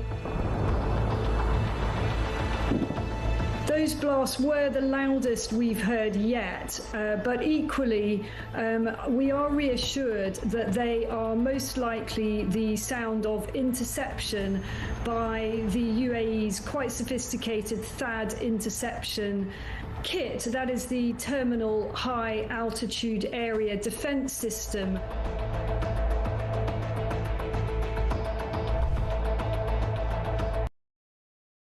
Across the UK, DAB+, on YouTube, on your mobile, and on your side. This is Talk.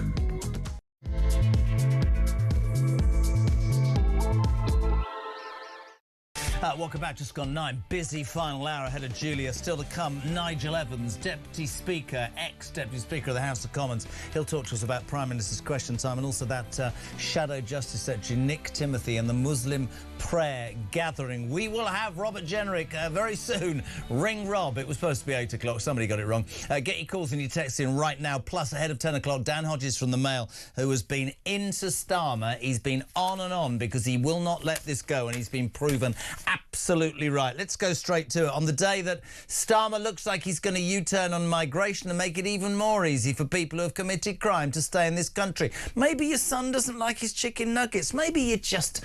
I don't mean to be rude. I mean, you know, maybe you've come from Nigeria where it's horrible. And I know you imprison somebody and then you've raped somebody else, but you have a right to a family life, haven't you? I'm just going to say before I play this voice note, I don't condone a lot of what this man says, but I understand his frustration. Stuart, good morning. Hi, Jez. It's Stuart from Wigan. Seriously, we need to sort this out ourselves now. It should be somewhere, if a girl or woman gets raped, they ring a number which goes through to people like me all over the country. I've just been raped, this has happened, and we go and sort it. Because these spineless coppers, judicial system, they're not interested. Well, as far as I'm concerned, at the very, very least, the men that have raped them girls and women should be put in their homes with their wives and their daughters. See how much they like it then. They're scumbags. Simple. As I say, I wouldn't condone anybody doing that sort of thing and taking the law into their own hands, but I do think this government and our society in general, in a very calm way, is going to get to a point where it needs to understand that the unfairness, the immorality, and just this whole thing is too much for sane, not far-right, right-minded, and I don't even mean leaning, just people who know the difference between right and wrong, who cannot understand how a government allows this to continue going on. I say a very good morning to a man who made it to the higher echelons of politics, the Deputy Speaker of the House of Commons, who's probably... Oh, where is he today? Are you in some foreign clime, Nigel? No, La Rochelle in France, Jeremy. So I just got the call about 10 minutes ago, so I had to rush from my croissant to get back to my hotel room to do this interview. But good to talk to you. We're very grateful for you, my friend. It's all because Robert Jenrick can't tell the time, but we'll be dealing with him in 10 minutes. I wanted to talk to you, actually. I wanted to play you something, if I can. I've never heard of Andrew Snowden before, have you? Yeah, of course. He's the Lancashire MP. And I remember talking to him just before the general election. And I said, Andrew, if 2 Tories get elected for Lancashire, it's me and you. And if there's only one, it's going to be you. Unfortunately, he did get elected, only by a few hundred votes. But thank goodness, because the clip you're just going to play your viewers is something that I woke up to this morning. And I texted him immediately and I said, well done. Starmer was like a startled rabbit without the headlights. It's simply because... This is Andrew Snowden, ladies and gentlemen, basically asking the question, what the hell is the point of Prime Minister's Question Time anymore? Take it away. Every week the Prime Minister comes here and reads out this pre-scripted nonsense that bears no resemblance to the questions he's actually asked. The Leader of the Opposition asked him about Peter Mandelson and he answered about the war in Iran. The Leader of the Opposition asked him about Mandelson again and he answered with an attack on the Shadow Justice Secretary. He was asked about Mandelson again and talked about protests in London. What is he scared of? What is he hiding? For a man who has spent years presenting himself as a forensic investigator, he has certainly had a blind spot to the details for this convicted paedophile with a friend in high Labour places. So I shall ask him again, when he found out that Lord Mandelson had an ongoing relationship with the convicted paedophile Jeffrey Epstein, did he speak to him personally before appointing him ambassador to the United States? Mr. Speaker, we've set out the process. It is being put before the House. But I know why they don't want to. They don't want to talk about the war because they supported going into the war without thinking through the consequences. That is a huge error of judgment. I realise they don't want to talk about it ever again. I'm not surprised. Nor do they want to talk about the Shadow Justice Secretary saying that Muslims are not welcome to prayer in Trafalgar Square. She should remove him from their front bench, or I suspect he'll be up there next on that trail. So, as ever, he doesn't answer the question. He manages to bring reform into it. Great piece of parliamentary business, I thought, by Andrew Snowden. But it's caused many people, Nigel, to question what is the point of Prime Minister's Question Time. And somebody texted and said, why don't they all just stand up next week and walk out? Because this guy does not answer the questions. And as the Deputy Speaker, the ex-Deputy Speaker, do we not think that Lindsay Hoyle should be more robust in getting our leader to answer questions? That's my first question to you today. Yeah, well, the reality is, I'm afraid the Speaker has not got the power. What he has got the power to do is to ensure that the Prime Minister turns up to answer questions. But as far as whether the Prime Minister basically answers honestly the question that he was just asked. And you did have a classic piece with Andrew Snowden there, because basically what he was saying is you were asked several times a specific question about Peter Mandelson and whether the Prime Minister spoke to him before he appointed him. The reality is that he never answered Kemi Badenoch's similar questions prior to Andrew asking his question. And Andrew thought on his feet. As you know, a lot of them stand up, they're holding a piece of paper and they can't deviate from it because they can't think. They can't chew and think at the same time. Andrew clearly demonstrated that he could, and basically telling him, you're not answering the question, to which then Keir came to the dispatch box and then proceeded not to even answer Andrew's question. The reality is, though, Jeremy, anybody watching that clip will know he's got something to hide. Mm-hmm. The reason that he's not answering the question is as important as if, quite frankly, he did answer the question, because we all know the reality is he did not speak personally to Peter Mandelson, otherwise he would have said so. I mean, it is very, very embarrassing. Isn't it also quite interesting that he did say, Nigel, and you'd be more forensic than me, that Peter Mandelson lied to me? Well, if Peter Mandelson lied to him, hasn't he got to have lied to his face or told him in a lie rather than read it, which means he did speak to him, which is another lie? Well, the reality is, it looks to me as if all the information we've got, it was Morgan McSweeney or one of those, was it Matt Doyle? Matthew Doyle, yeah, ex-communications, in the House of Lords. Those two happen to be friends of Peter Mandelson. Yeah. And it looks as if he has basically sublet the job of talking to Peter Mandelson, offering him the most important ambassadorial job in the world.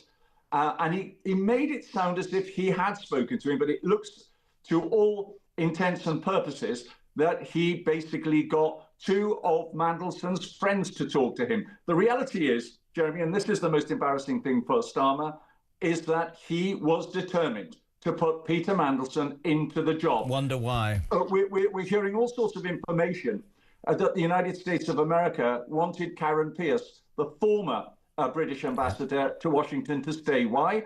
Because Trump had dealings with her, got on really well with her, and therefore he trusted her.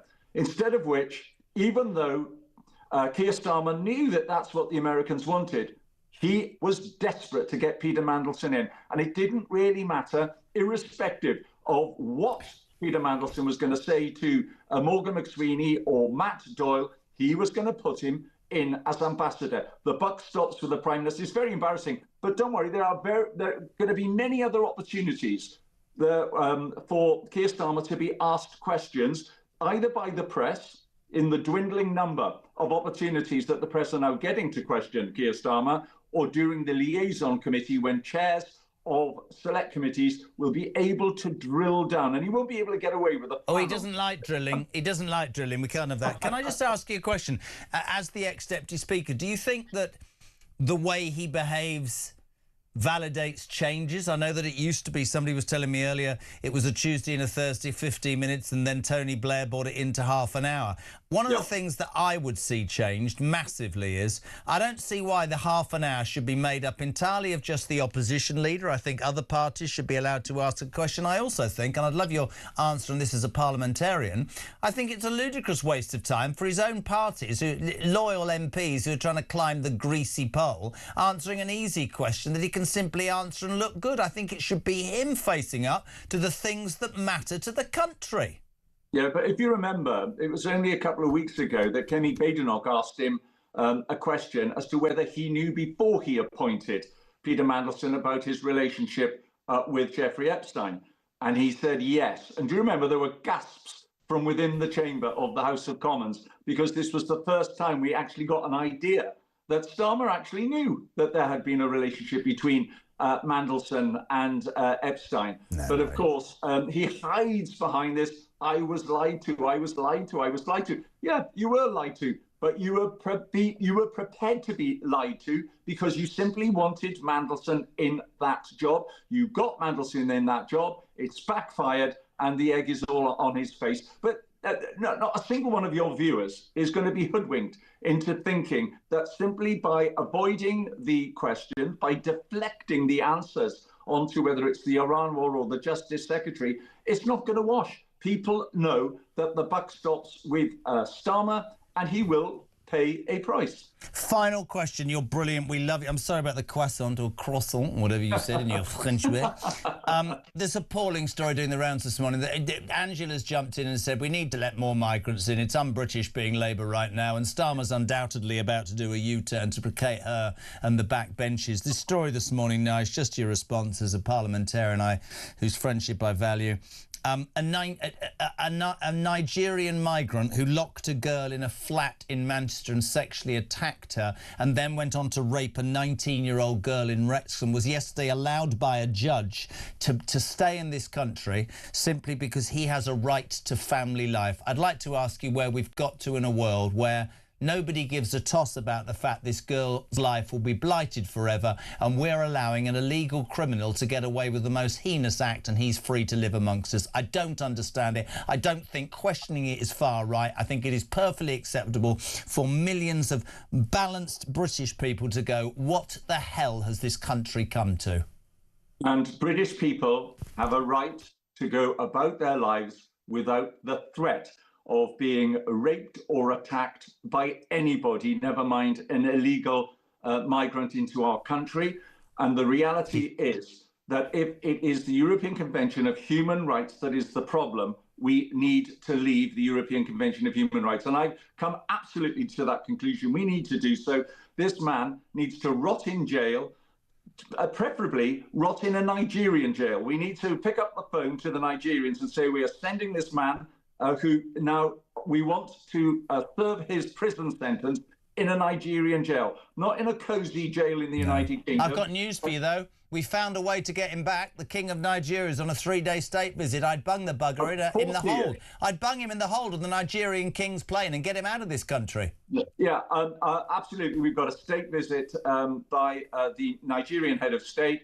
We need to sit him down. There's going to be a conversation between him and Starmer. Starmer will have every opportunity to say, we will pay, and it will be a fraction of the cost of putting him in a British jail, put him in a Nigerian jail, and this man must never step foot in the United Kingdom again. And quite frankly, we need to leave the European Convention of Human Rights. Anybody from abroad, I don't think even where they've been given leave to stay, if they commit a crime in this country, they need to be booted out of this country. And you've got the figures there. 60-odd thousand illegal immigrants have come into the UK since Starmer said, vote for me and I'll stop the boats. I think it's absolutely appalling. And it's heart-wrenching for people to read that story today when we know that we can prevent this sort of thing from happening. Mate, we love you so much on the show. We appreciate you jumping in at short notice. Thank you very much indeed. Nigel Evans, ex-Deputy Speaker of the House of Commons, 9:17. We're live across the United Kingdom. And ladies and gentlemen, an hour and 20 minutes late. Stand by. Robert Jenrick next on Talk Breakfast.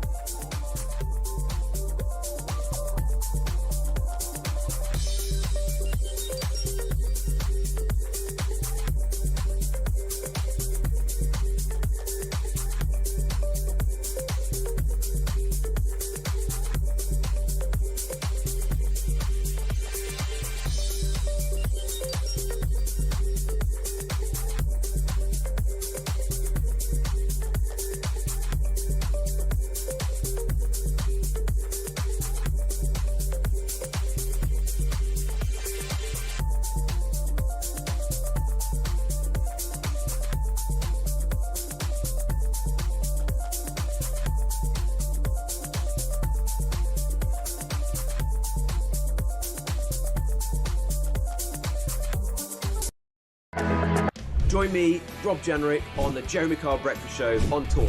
There's a lot of harm happening in the country right now. People feel like the country's in a mess. Why is it so difficult for this Labour government to just say what a woman is?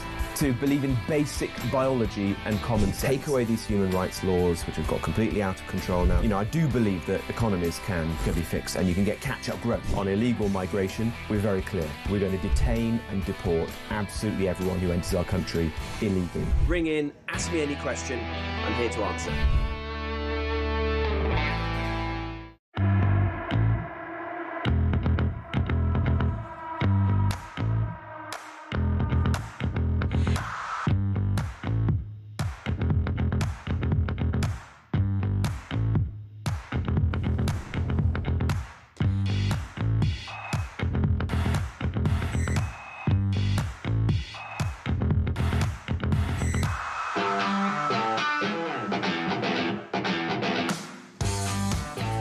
Across the UK, on DAB+,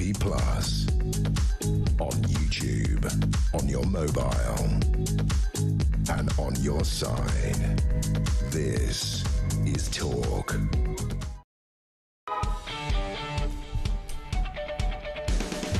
Welcome back, 9:20. You would Talk, of course, the home of common sense and the home of alarm clock Brits, and we say a very good morning. An hour and 20 minutes late. Robert Jenrick? My alarm clock may not have gone off. Ex-Justice Secretary, how do you plead? How do you plead? It's someone else's fault. Yeah. Well, I'm nice enough to say, was it my lot? But no. But listen, we're here. You're here now, which is absolutely fantastic. And there is so much to get involved. We're going to try and get through it as quickly as we possibly can. I'm going to go straight to the phones. The story that's really completely infuriated people this morning is a Nigerian migrant who used a taxpayer human rights law yesterday to grab hold of some obscure law under the ECHR law. He raped a 19-year-old girl in Wrexham, and a judge, Rob, says he has a right to family life. Emma, you're through to Robert Jenrick. Good morning. Morning there. This is the biggest advert for leaving ECHR if ever there was one, and the fact that Starmer won't leave the ECHR shows that he's okay with this to me. It's simple as that, because we can't send these people back because they would be put to death, because in their countries the punishment for rape is capital punishment in most cases, and that stops them being sent back. I don't personally care if they're put to death. If they do the crime, then they do what they know what's going on.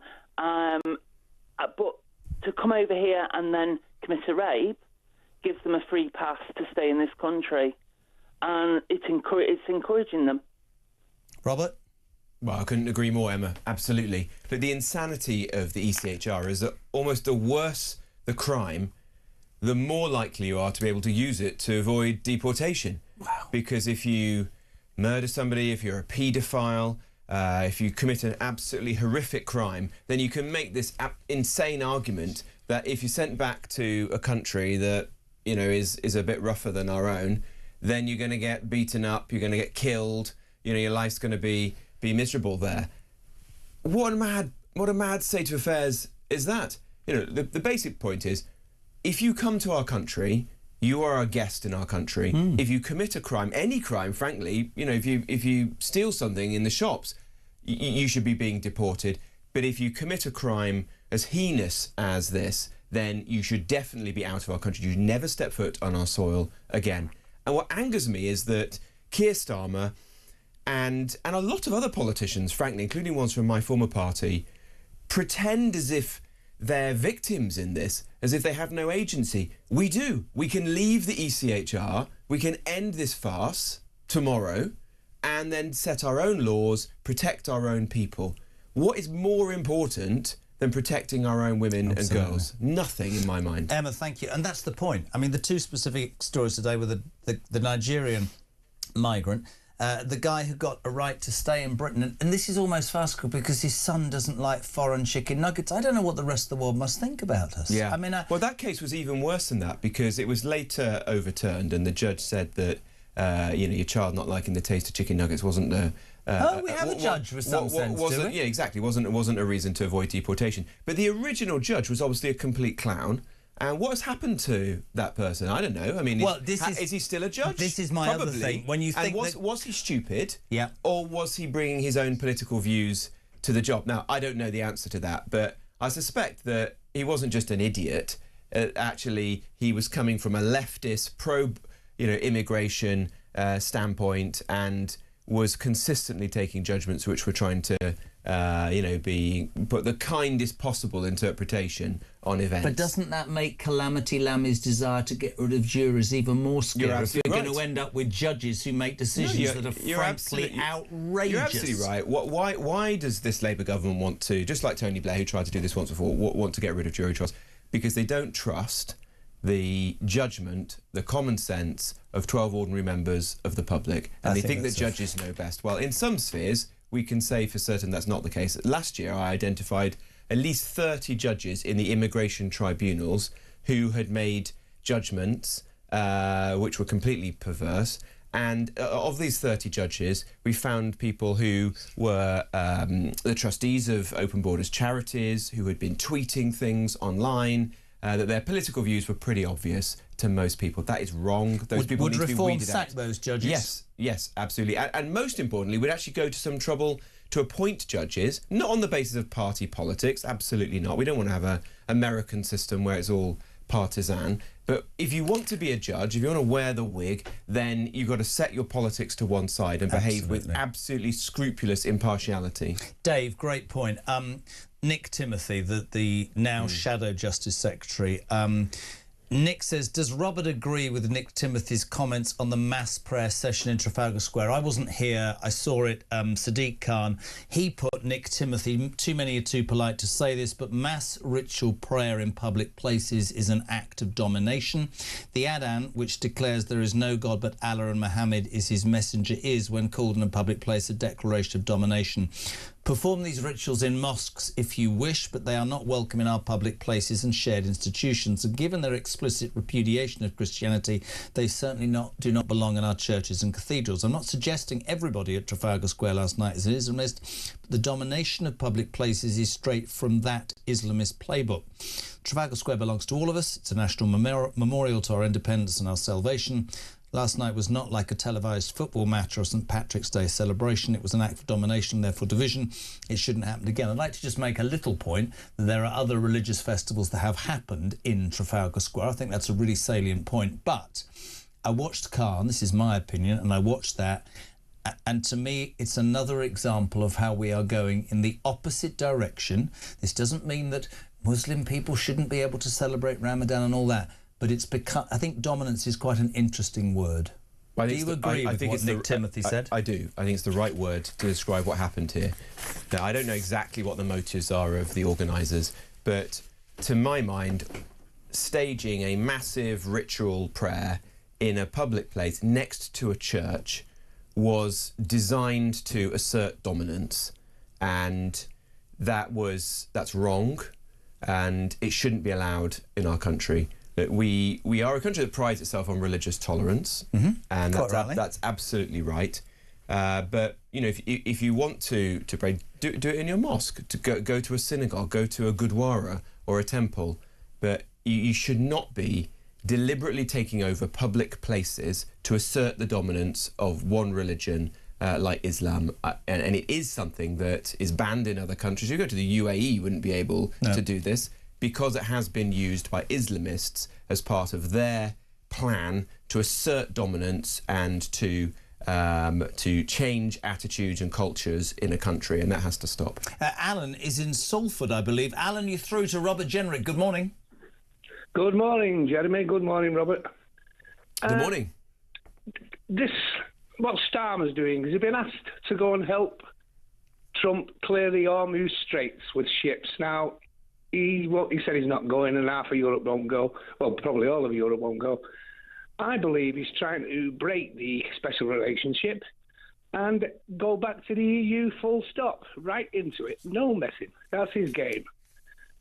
If he wanted to keep us, oil, get a bit of oil for us, he'd send the ships. What's your question, Al? Sorry? What's your question? do you think is trying to distance itself, this country from America? Robert, just add to this. Last night, yet Sadiq Khan called for Labour to go into the next election, promising to rejoin the EU. Rachel Reeves in Spain yesterday said she wished Brexit could never happen. Zach Polanski says Britain would join the European Union when the Greens win power. Your response? Well, I heard Sadiq Khan's remarks and the speech that Rachel Reeves gave as well. Look, they can try if they like. I don't think it's going to help the poll ratings of the Labour Party, and it's not going to help the British economy. The reason our economy is so weak at the moment is because we've got a Chancellor who's chased away investment. She's hiked taxes on employing people. That's led to unemployment reaching these near record highs right now. That is the root cause of our problems. You've got to create a climate in which people want to start a business and work hard and prosper, not chase the fantasy of going back to where we were 10 years ago and create all of the uncertainty that would come with that. As regards the special relationship, well, I tend to think that the relationship is much deeper than just Donald Trump and Keir Starmer, and will probably survive and long after these personalities have left office. But is the relationship between Trump and Starmer fractured?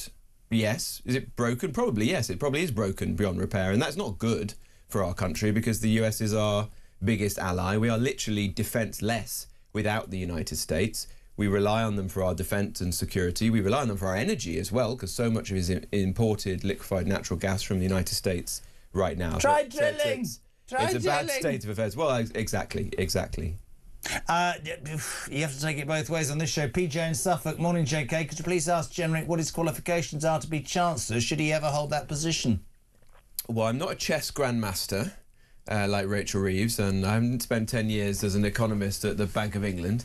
But no, seriously, I worked as a commercial lawyer across the river from where we are today in the city for a number of years. And then I worked in business. I helped to run a British business for a number of years before going into politics. I've served as a minister in the Treasury and elsewhere. But the most important thing is actually, do you have a diagnosis of where the economy is going wrong and a plan for how you can turn it around? And I definitely have that. You know, we've got to get this country going again. We've got to get cheaper energy so that we can be competitive once more. We've got to get the country building again so we can get homes for young people and jobs for all the people who want to work in the factories and the data centres that are being held back. We've got to get people out of welfare and back into the workplace. And we've got to make sure that there's actually a climate where businesses can succeed, and that does mean bringing down people's taxes as we can afford to do so. So the most important thing is having a very clear sense of how we can fix the economy and send it back on a better footing for the future. Tracy says she's not sure if you've heard the story about the PE teacher who told migrants to respect our laws or leave. How would reform deal with those undoubted, it's interesting, theories of leftism that seem to be seeping into our education system, which I think is a brilliant question, because honestly, this did you hear this story about this teacher? I mean, he was cleared of racism by the Teaching Regulation Authority, but the Department of Education, headed by Bridget Phillipson, has said he can't return to work. So he's not allowed to have an opinion on social media. The government is actively policing the accounts of a teacher. It's a bit Lucy Connolly, this, isn't it, whilst allowing a rapist to stay in England. Yeah. Sorry, am I missing the point? No, you're not. Well, look, I don't know all of the context, but from everything I've read, this guy sounds like he's been traduced. He said that people should behave in accordance with the laws of our land, or leave. Yeah. And there's a problem with that. Yeah. Well, explain that to me, Bridget Phillipson, because it sounds like it's perfectly logical to me. Because she will say, oh, that's a refugee, that's racist, that's far right. No, he said to migrants, illegal migrants, respect our laws or leave. That means, Bridget Phillipson, you idiot, if you went to America, if you went to Australia, you went anywhere in the world and you broke their laws, you'd have to face their crime. Of course, I don't understand it. And also remember, it wasn't that long ago that we had the teacher at the school in Batley who showed the image of the Prophet Muhammad and then had to go into hiding. The school and the local authority and the government didn't really do anything to help him, and as far as we know, he's still in hiding somewhere in the country. So, teachers, we should stand behind teachers when they speak the truth or they do things that are perfectly reasonable. That is the nature of free speech in our country, and if we don't, then teachers are going to become, they're just going to be too scared to approach a lot of these topics in the classroom. And teachers will just become, or teaching will become the preserve of left-wing people. You've proven that you're not scared to do stuff. Couple of challenges here. Andrew says, can you ask Can't you, Jez, ask Jenrick to put forward some kind of motion or force a vote to compel the Prime Minister to answer questions at Prime Minister's question times? It wouldn't pass, but it would be incredibly embarrassing from Starmer and would, in fact, stop the clown show, and I'd vote for Jenrick.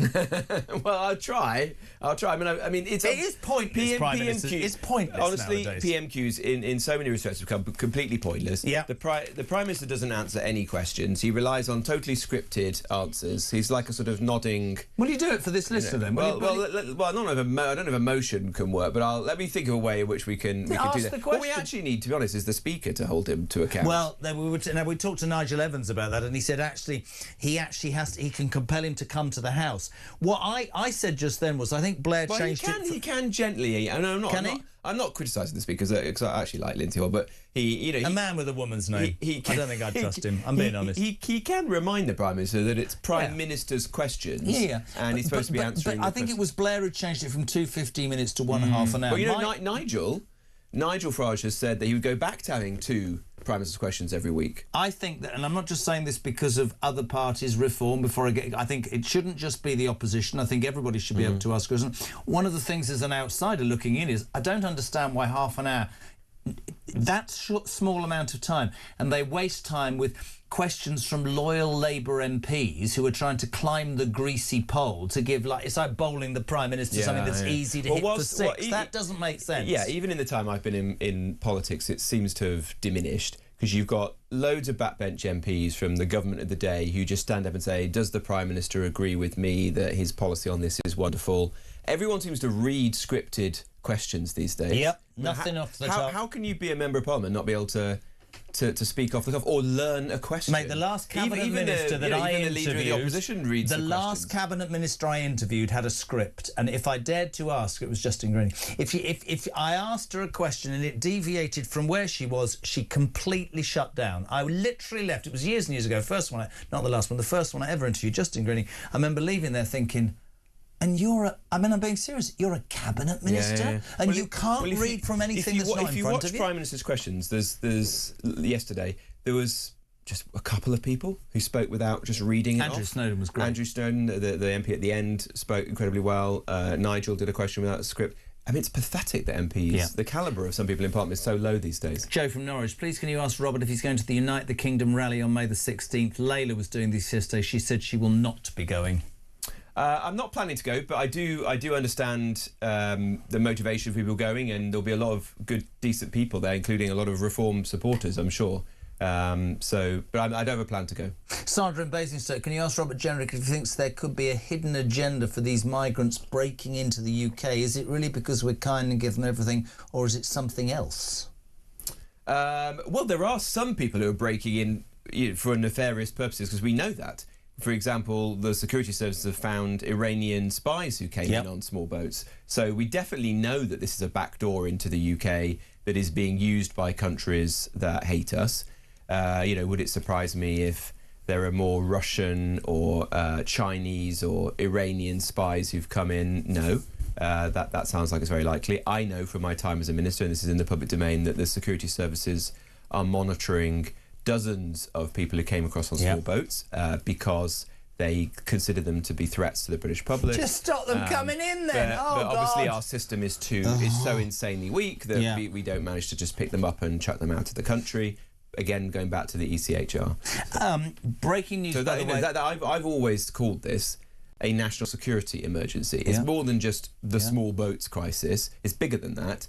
It's costing people's lives. Think of all the rapes and the murders that we see across the country, and there aren't proper stats yet on all of that. But it's also a national security emergency where people are using this as a backdoor into our country who will commit terrorism. In fact, terrorist acts have been committed. There have been cases like a man was stabbed on the street in Hartlepool in a terrorist incident not so long ago, a guy who'd come across illegally into the country. Listen, you'll know about this, but just have to break this news. Meningitis that sort of started in that university in Kent has spread to another one. The number of meningitis cases, this is breaking news, has just risen to 27. I want to take this call. You'll be able to answer this. Justin in Sheffield, you're through to Robert Jenrick. You've got 1 minute, go. Hello, Robert. Hello. I would just like to know why, if as you're a principal guy who did resign over immigration, why you voted in favour of COVID passports back in December 21? Good question. Look, I did have hesitations about that. I don't like the idea of the state being overbearing and forcing things upon you, and that, of course, happened in many different respects during the pandemic. I was a government minister at the time, so I would have had to have resigned if I didn't do what the government was proposing. And I guess I felt that the circumstances were such that we needed to ensure that people were taking the vaccine in significant numbers in order to get the herd immunity and to protect people. Would I do it again? I think probably not. I think lockdown, and I've said this before, barring the first lockdown when there was so little information, was a mistake, and it's had massive negative consequences on the country. You see this with people's attitudes, the cost to the taxpayer, the debts that we've got now, the kids who aren't going to school, the mental health issues that we're grappling with. It was a massive mistake to do the subsequent lockdowns. And we Thank you, Justin. Can I just say, because I wasn't on air during that, and I've argued with so many people about this, I don't even want to talk about it, but I'm not sticking up for the mistakes that were made. But I always think of Johnson, who in the end really infuriated me, but was given two choices. You know, 3 months you're into the job you've craved from the moment you were born, and you get told you can either kill 250,000 people or you can screw the economy. I don't think this country probably got a lot of it right, as did many other countries, and I think it's one of those things that was so unprecedented. And that's not, you know, you've been very honest with that guy. You said, would you do it again? And that's really important. You're going to love this. Apparently, you announced earlier this week a competition to get get your energy bills paid for you. Sarah says, if you want my vote, how the hell do I apply for Farage to pay my energy bills then? How do I do it? How do you do it? Go online now and go to www.nigelcutmybills.com. And you can read our plan as to how we're going to bring down people's energy bills. The main point of which is we're going to actually get rid of VAT on domestic fuel. Terms and conditions apply, of course, unfair. yes. And then Nigel and me will come to somebody's house in about a fortnight's time, and we'll pay their energy bill and that of their whole street. So you'll also be very popular on your street. And we have to see whether it's 6 bungalows or, you know, knowing our luck, it will be... Well, hopefully, it'll be some in giant... my house, you wouldn't need to... There'd be 2 people. Street. I'm joking. Right, listen, Jeremy, can you ask Ring But there's Rob? a serious point behind it. The energy bills are absolutely outrageously high, and it's not just all the events in the world. That's what we're now being told. It's also all of these green taxes and levies. So it's a choice to make your energy bills so high, and a reform government would scrap those and bring them down. Jeremy, can you ask Ring Rob, rather than giving his usual word salad, where he thinks... harsh. I know. Why he thinks we're all gullible thickos, but what is he actually going to do to stop the Islamification or reform are going to do of this country? This country is at a tipping point, in my opinion. Neither he or his past or present parties seem to be absolutely full and on the right side of the scales. Jacqueline in Liverpool, obviously frustrated, which I understand. I understand the frustration. But what would we do? Firstly, stop making it any worse by ending the era of mass migration. We would bring down the number of people coming into this country to what we've called net emigration, more people leaving than coming in. So that whole 25-year period where massive millions of people were coming into the country, including, important to the question, from cultures that are totally antithetical to our own, that would come to an end. Secondly, we would have a zero-tolerance attitude towards extremism, particularly Islamist extremism of any kind. That means making sure that the Prevent programme, the security services are bearing down on it, using their resources to attack this rather than getting distracted by other things, because the vast majority of our extremist problem in this country is Islamist, so let's be honest about that and devote the resources to it.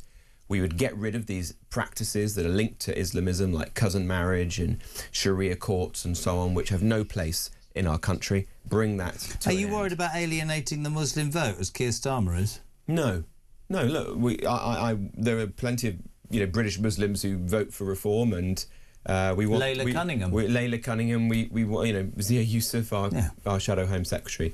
What we take issue with is political Islamism, and that is a common cause that we have with many Arab countries around the world. If you go to the United Arab Emirates, if you go to most Gulf countries, they're grappling with these issues themselves, and in fact have taken tougher action against Islamism than we have. They're shocked that we haven't banned the Muslim Brotherhood in this country, or the Iranian Revolutionary Guard Corps, even after they're firing rockets on our base in Cyprus, endangering our own British servicemen and women and their families. So there's been incredible weakness in the face of Islamism in recent decades. That's got to come to an end, and I have complete faith in Nigel and Zia and everyone in Reform to do that. Final question, brilliant by the way, really good, all over the country today. We've got a Norwich. Dean, you've literally 1 minute, you're through to Robert Jenrick. Good morning. Morning, Jeremy. Right, my quick question. Would reform shut the welfare system down so everyone had to reapply again like America done with the EBT system? No. Well, that is a radical option.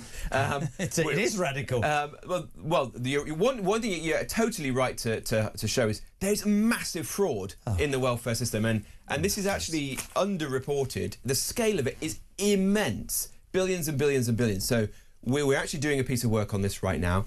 We're going to be saying more about it. Absolutely, we should be trying to weed that out, because that is your money, your taxpayers' money being sprayed around, and we've got to save that way so we can spend on cutting people's taxes and their bills. Things we've definitely said already are, number one, no welfare whatsoever to anyone who isn't a British citizen. So we're going to stop spending billions of pounds on people who've just come into this country recently, and that's perfectly fair. Social housing, benefits. There should be a safety net. Of course there should in our country, but it should be for Brits, not for those who've just arrived. I just want to add this. You've all been brilliant. Thank you, Robert Jenrick. But just this is just in. Record 4 million Brits now claiming PIP as disability handouts double in 7 years, and youngsters drive huge spike. Isn't it time that instead of sitting on the fence not wanting to upset people, we said to the feckless and the lazy who are not mentally ill and not disabled that we want a system, I want a system, this is me talking, to support the people who are deserving but not the people who are gaming the system. Do we not need to toughen up, Rob? Absolutely. Look, we all want to live in a country where there's a safety net for the genuinely vulnerable or for hard-working people who just are down on their luck. You lose your job. People have so little savings right now. This could happen to anyone. But it cannot be right that millions of people now are off work for the most, mild conditions like mild anxiety. I mean, I had mild anxiety this morning when I realised I was running late for your show. Still came to work. So, in all seriousness, we've got to weed those people out of the system, save billions of pounds.